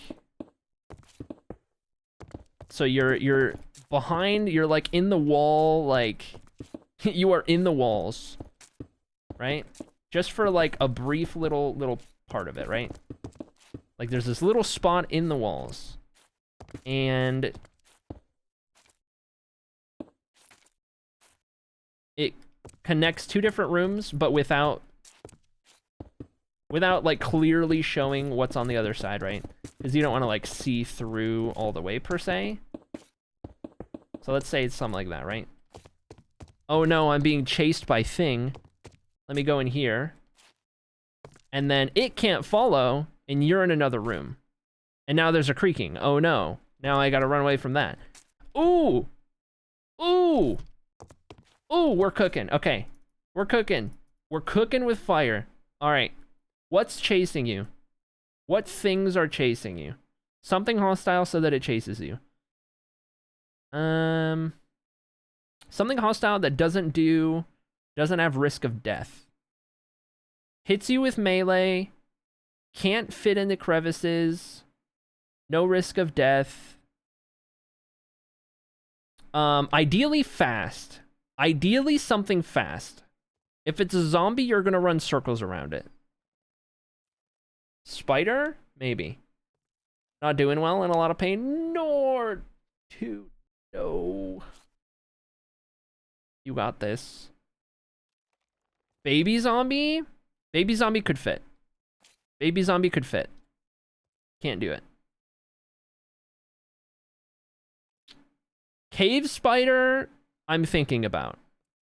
That would be nigh on impossible to acquire. And if it died, that would suck. I would have to build it next to a cave spider spawner. Whatever we do, we'll probably name tag. We'll probably have a couple of them. A shulker. That's not a good idea.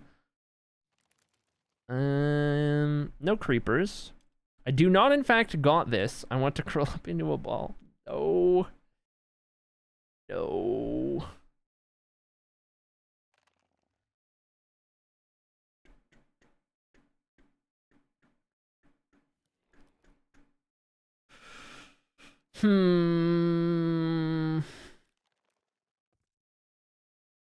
We could put a zoglin in here.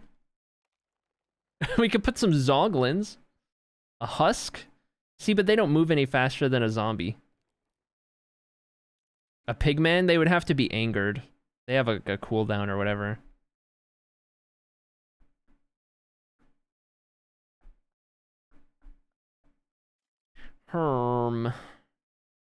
I could put a piglin brood in here.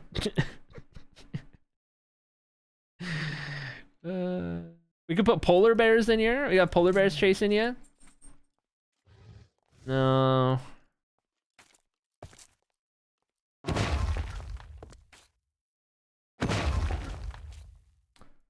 Huh. What about... I really want to do a Ravager, but risk of death is definitely up there.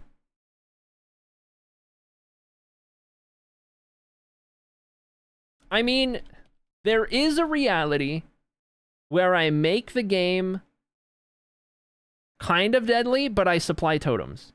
Like, in your run, you get to keep your armor, and then I'll supply you a bunch of totems. Or something. But, like, there's people who don't like to use totems at all. I don't know if they'd make an exception.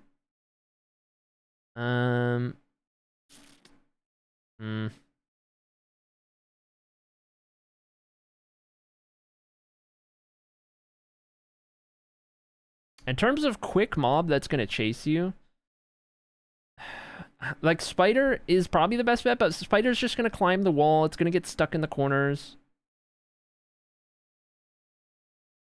Weakness potions, yeah.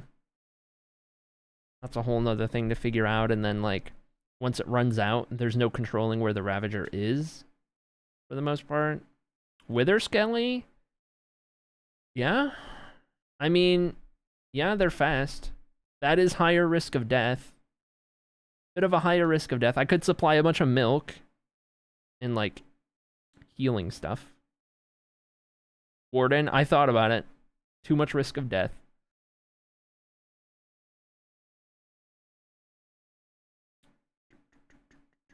I'm fast Sumbian, coach. Like, I could do zombies with speed too or something, but then it, like, again, it's kind of hard to get the effect reapplied, right?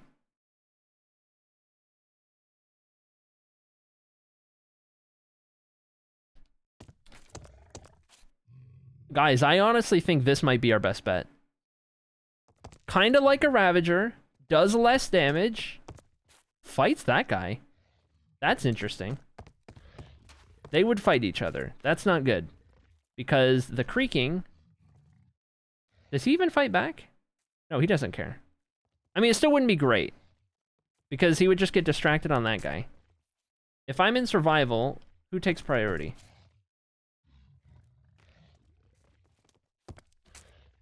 Yeah, no. We probably couldn't do both at the same time. That just doesn't seem to want to work. Dang it, dude. Unless I had a way to completely separate what parts of the map they were on. Make the floor soul sand and give the mob soul speed boots. That's toxic. That is evil. That is evil.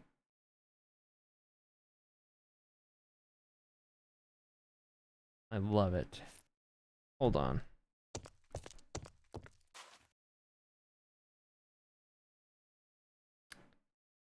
Huh.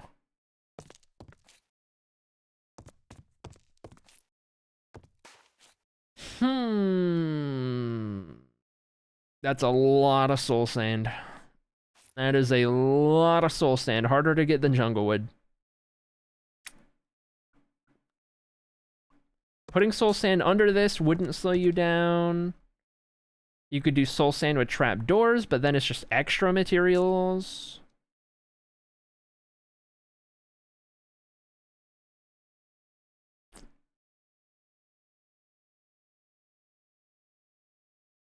We could do some kind of player-based slowness potion. Somehow. That kind of takes me back to just having a stray. But I don't want it to be projectile-based, because it can still shoot you into here, or whatever.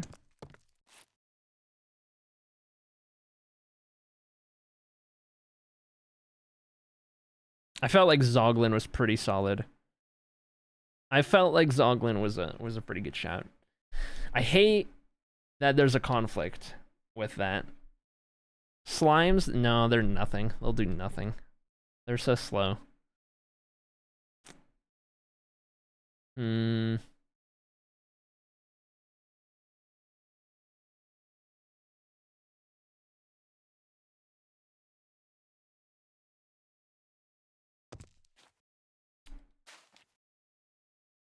Soul speed uses up durability. Oh, yeah. That was break. That's not good.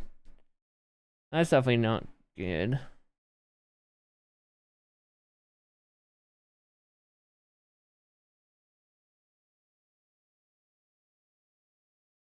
I don't really want to resort to using slowness potions throughout the map, because that would be something that needs restocked like crazy. And like a lot of prep for that.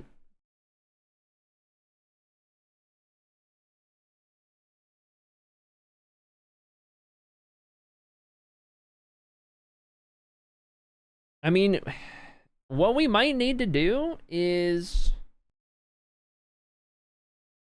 we're gonna have to do a couple things. We have a couple options. Like, for one, keep the Zoglin completely separate from Zoglin area, completely separate from creaking area. How can we do that? I don't know if a trapdoor would stop these guys like it does like villagers or something. that also has the problem of... It doesn't. It does not stop them. It does not stop them. Okay, I guess we're not worrying about that anyway. Like, it would have to be a small enough, and I think they can fit 2x2. So... Not great. Not great. Wither Skellies might be the best shout. Can you give a Wither Skelly a different weapon? Or is it always Stone Sword? Could I give them a weaker weapon?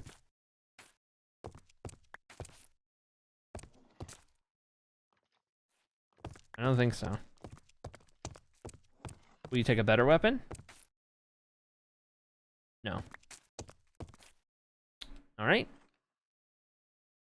Huh. They will always pick the better weapon. Oh. So he would have taken the netherite sword?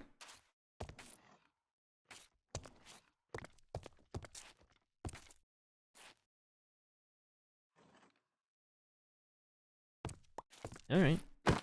It's not. Well... How do you interact with that guy? And if I'm here... Uh-oh. He moves pretty quick. Uh-oh. I gotta get out of here. Uh-oh. Well, I made it to this room. Now, it would be a little better.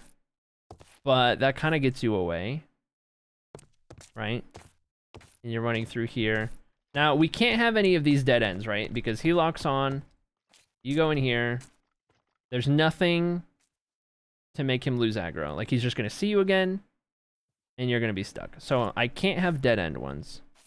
Can't have dead... Gutty, look away! Gutty, leave! Gutty, go! No, Gutty! Just read title by. Oh, jeez. Oh, jeez. Leave it to Gutty. Hey! Oh, no. Anyway. Alright. We can leave that guy here. Okay, so... all gaps can go through the walls. Does not interact with the creaking. Might be the best bet. Here's the next question. Let's assume the average one-shotter will have protection 4 diamond armor.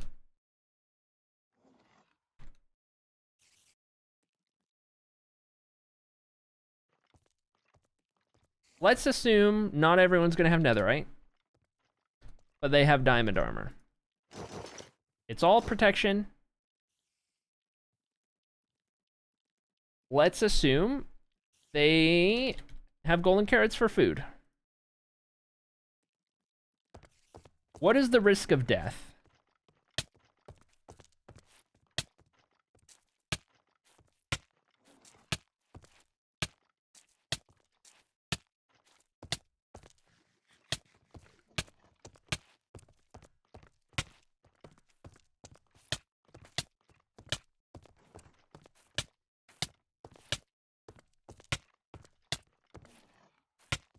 I could supply the armor. You would have to have a pretty major skill issue to die. Okay, if I supply the armor, it's gonna take a beating. Okay, I could supply netherite armor. I could supply mending netherite armor. Maybe that's the play. It's not too hard to get. A game armor, if you will. If we do this,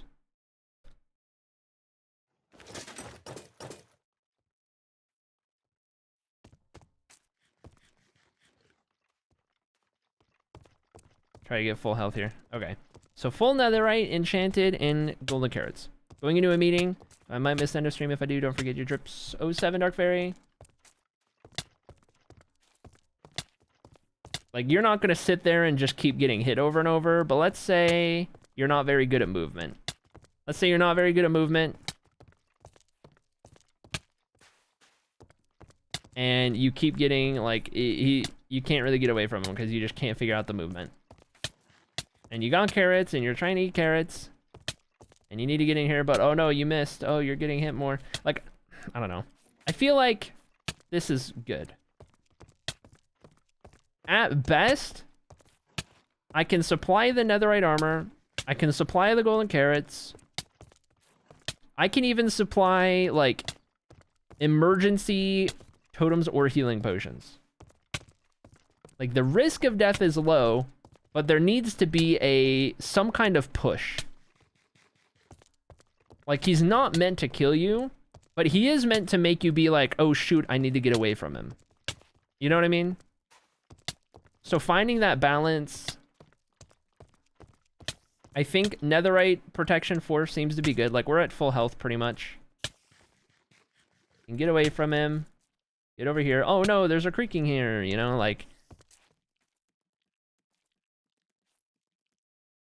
I think this is good. Here's a question. Do they pick up armor? No. And that netherite took a beating as well, but you got to assume they're going to be better than that. So, what do we think? We do anything we supply to the player, we have to keep in mind. Anything we supply to the player, we have to gather quite a bit of. Or at least have the ability to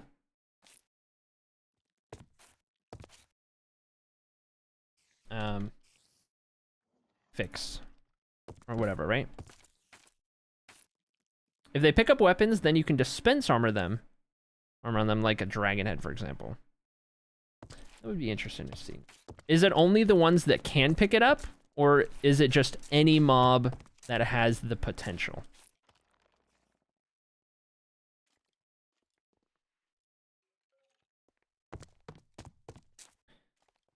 If I do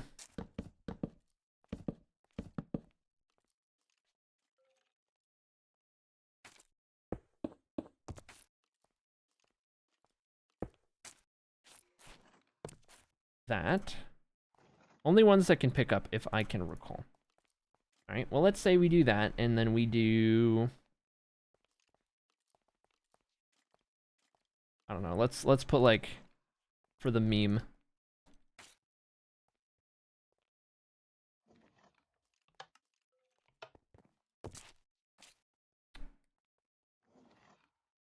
No. It's just on the ground. Okay, what about a better weapon? Negative. What about a better sword? Nope. What about... No, I don't think it's going to do anything. Low percentage of them? Yeah. I don't think it's even really worth it. They're already kind of rare as is. So, leave them. But they will be name tagged.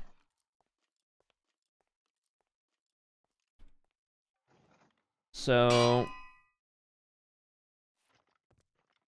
I don't know what we would call these guys, but we would want them to stay forever.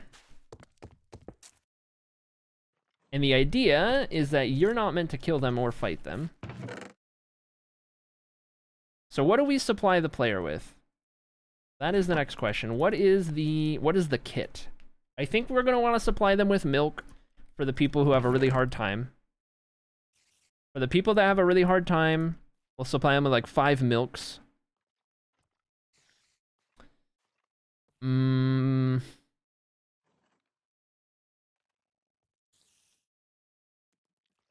going to want to give them either potions for healing or golden apples. What would be easier to make? Probably the potions. We can give them some... This would hurt those guys, wouldn't it? If they're like splashing themselves, it would hurt those guys. That's not good. So we would want it to be a drinkable... Where's potions? I mean, they don't stack is the problem. So if I did do golden apples, that would be a little better. It's gold ingots. There may be a gold farm made. Usually is. Let's say we go with golden apples. We supply the player with some protection and mending so I can fix it. Protection, mending, netherite armor. Food to eat. Emergency, so this is like, you're in a bad way. Stuff down there. And then optionally,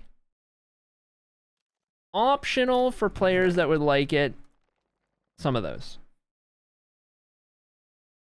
And we specify that risk of death is literally just not there. Like, you would have to be so bad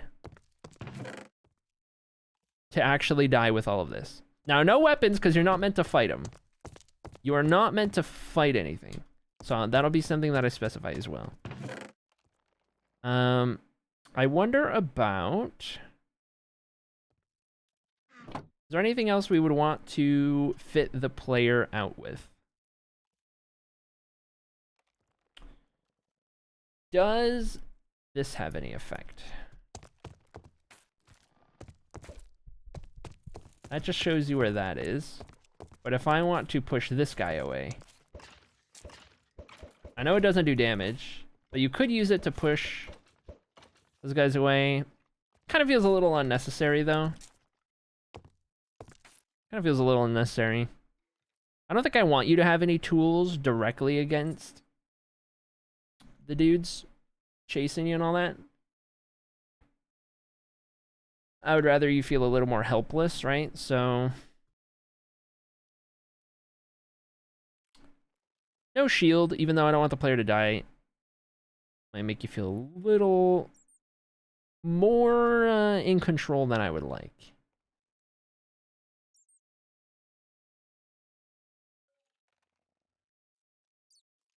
I could outfit the player with a book and quill in case they want to take notes. Because they're going to get to a point where they're so stuck that they need to take notes about where they're traveling. So maybe we do that.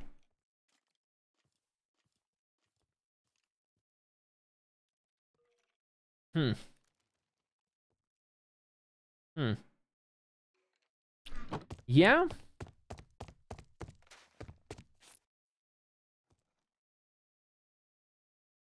We might have a winner. We might have a winner. Again, I don't want there to be a possibility of death. I just want it to be spooked and all of that. I don't want to do graffiti. I'm not dressing the walls up at all. It is meant to be painfully boring and barren and endless monotony. That is... it wouldn't be the back rooms if I did, if I dressed up the walls.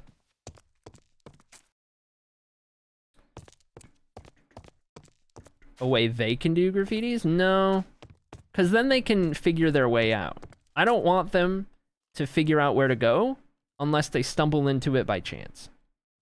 I don't want them to have any tools. So there will be no way to tell which doors open and close or anything, which walls move. No indication at all. Just completely by chance.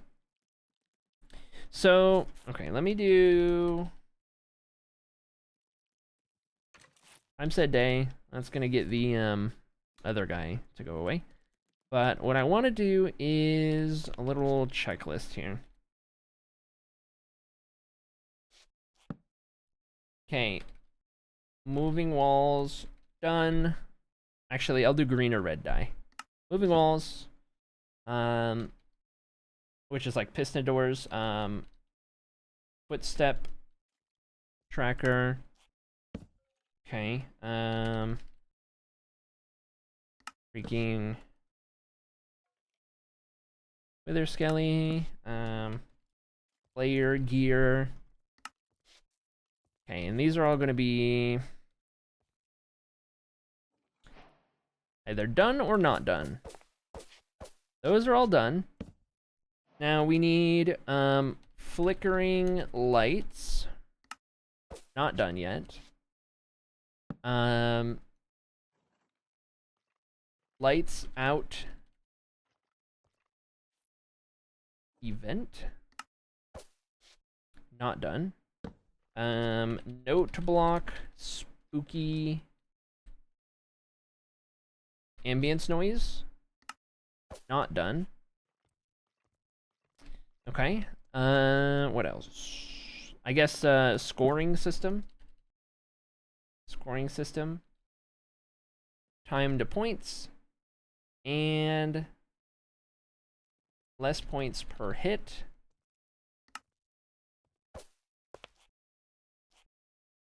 Okay. And then I'm trying to think.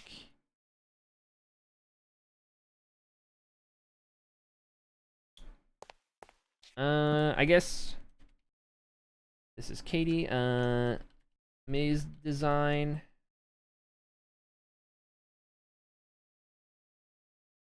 Design slash floor plan. Yeah, done. Okay. Thinking.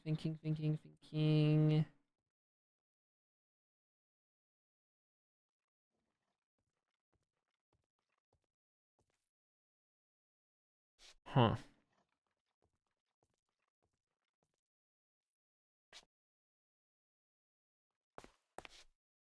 Thinking.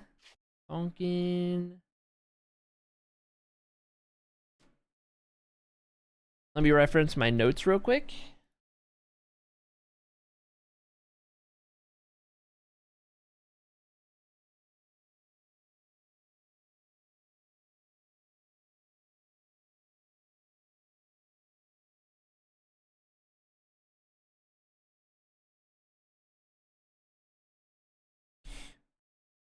Looking.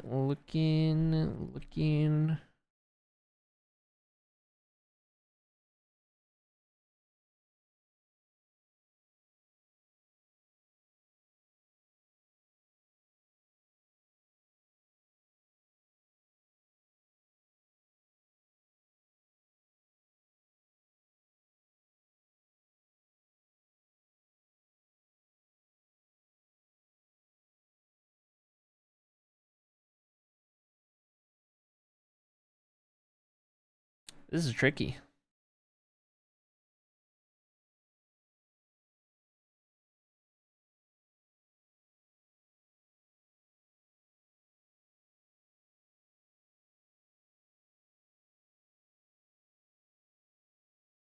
I did have an idea for I did have an idea for like a light jump scare kind of thing. Something like let's say you cross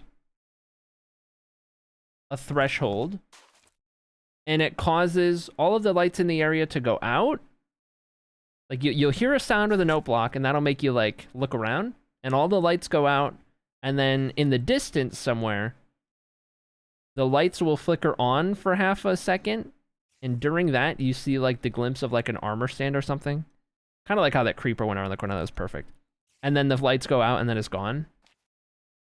Does that make sense? Lights out, they come back for a moment, and in that moment there's like a little armor stand somewhere, like looking at you or something.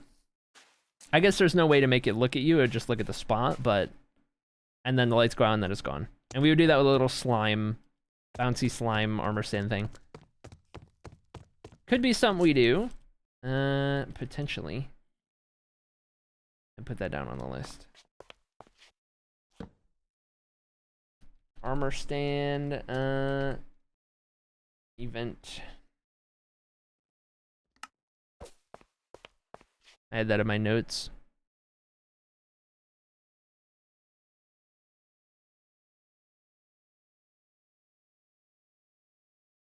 Okay, and then exit, unlock, path method. Not yet determined.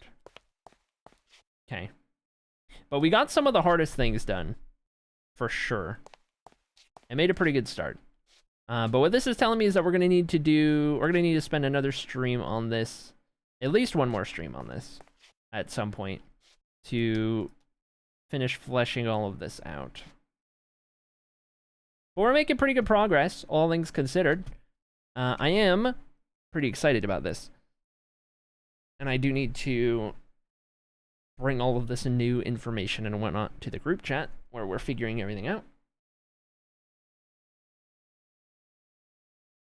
But I can do that a little bit later.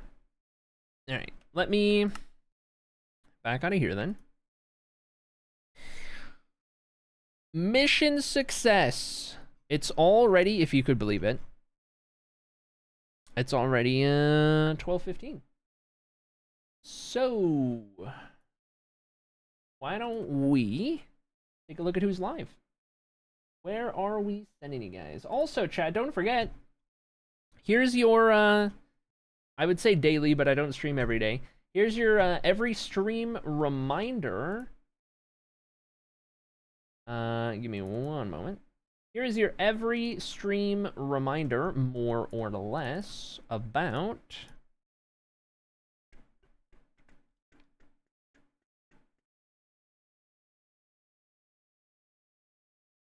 the subathon, which starts February 1st, the same day One Shot starts. Yes, they are going to coincide. All right. One Shot starts February, but so does our subathon, the annual acrylic uncapped subathon that we do every year. Okay, I know most of you guys have heard about it, but in case you haven't been in the loop, February. We've got a ton of different goals, ton of different things that we have on there, and more to be added in the future. And all of the money is going to a good cause, okay? It's going to a good cause. All medical related things and helping in the transition and all of that and making all that possible. So don't forget about that. Don't forget about that. February. Let me, in the meantime,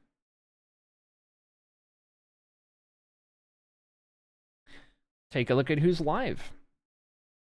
Take a look at where I'm going to send you guys today. What time on February 1st are you starting stream? Fantastic question. Well, let's see. The server is going to go up at 7 a.m. my time. That's an hour earlier than I usually go live. So I could go live in time for the very start. I could not go live at the very start. But it would be fun to go live at the very start, so I'll probably do that. Maybe 7 o'clock, 7 a.m. my time. Actually, that's the server, so that would mean I went live at like 6 something. Ooh. Ooh, how worth it is it? Because I want to be up later that day for when Xan and Katie get on. So I wouldn't want to be up too early. Heck.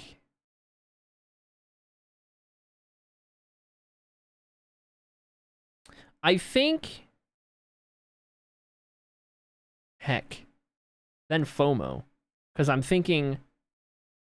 I'm thinking... Wait a little bit. But then FOMO. I'm not there at the start. Up early for start and nap, then late up? Maybe. Maybe. I think I lean towards being live for the very start of it, so pretty early in the day. Earlier than normal. I would venture to say that will be what we do. Group nap. Okay, let me get the VIP badge swapped over. And let's take a look at who's live. Where are we going to send you guys today? Let's find out.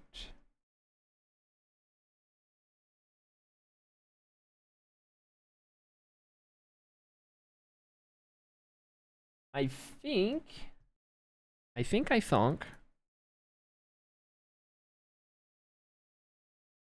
Been lurking all morning, working on winning things. Don't you even worry about it. Don't you even worry. Genie fully conceded the spreadsheet to me because he hates them. Incredible. All right, chat. We're going to raid on over to Zesty Bean. The one, the only, a part of the one-shot crew. And what have you. All right. Everyone get your raid messages. If you're subbed, use the sub version. If you're not subbed, use the non-sub version. Hopefully, we see Zesty play our game this next season of One Shot. From the server, we'll see. Regardless, everyone get your raid messages ready. You know the drill. Be nice, be kind, be wholesome, all that good stuff. I've got a YouTube episode to go work on. If you guys haven't seen the big movie episode, episodes 6 through 10 in movie form, 3-hour-long video, that has been up for a couple days now. I'll be around in Discord in the meantime. And let me see. I think I've covered just about everything. I think that's about it. I'm gonna send you guys over to Zesty, working on some building on Zesty's Hardcore World, doing a 12-hour stream, most of the way through it. And that is what's going on over there. You know the drill, all the usual, all that good stuff. I'll be around. I'll see you guys on Wednesday. If I'm not live on Alt, we might go live on Alt sometime today, tomorrow. Who knows if I feel like it? No guarantee. I don't know. But you never know. If you get Discord notifications, you're good. All right, chat. Goodbye. See you later. Have fun.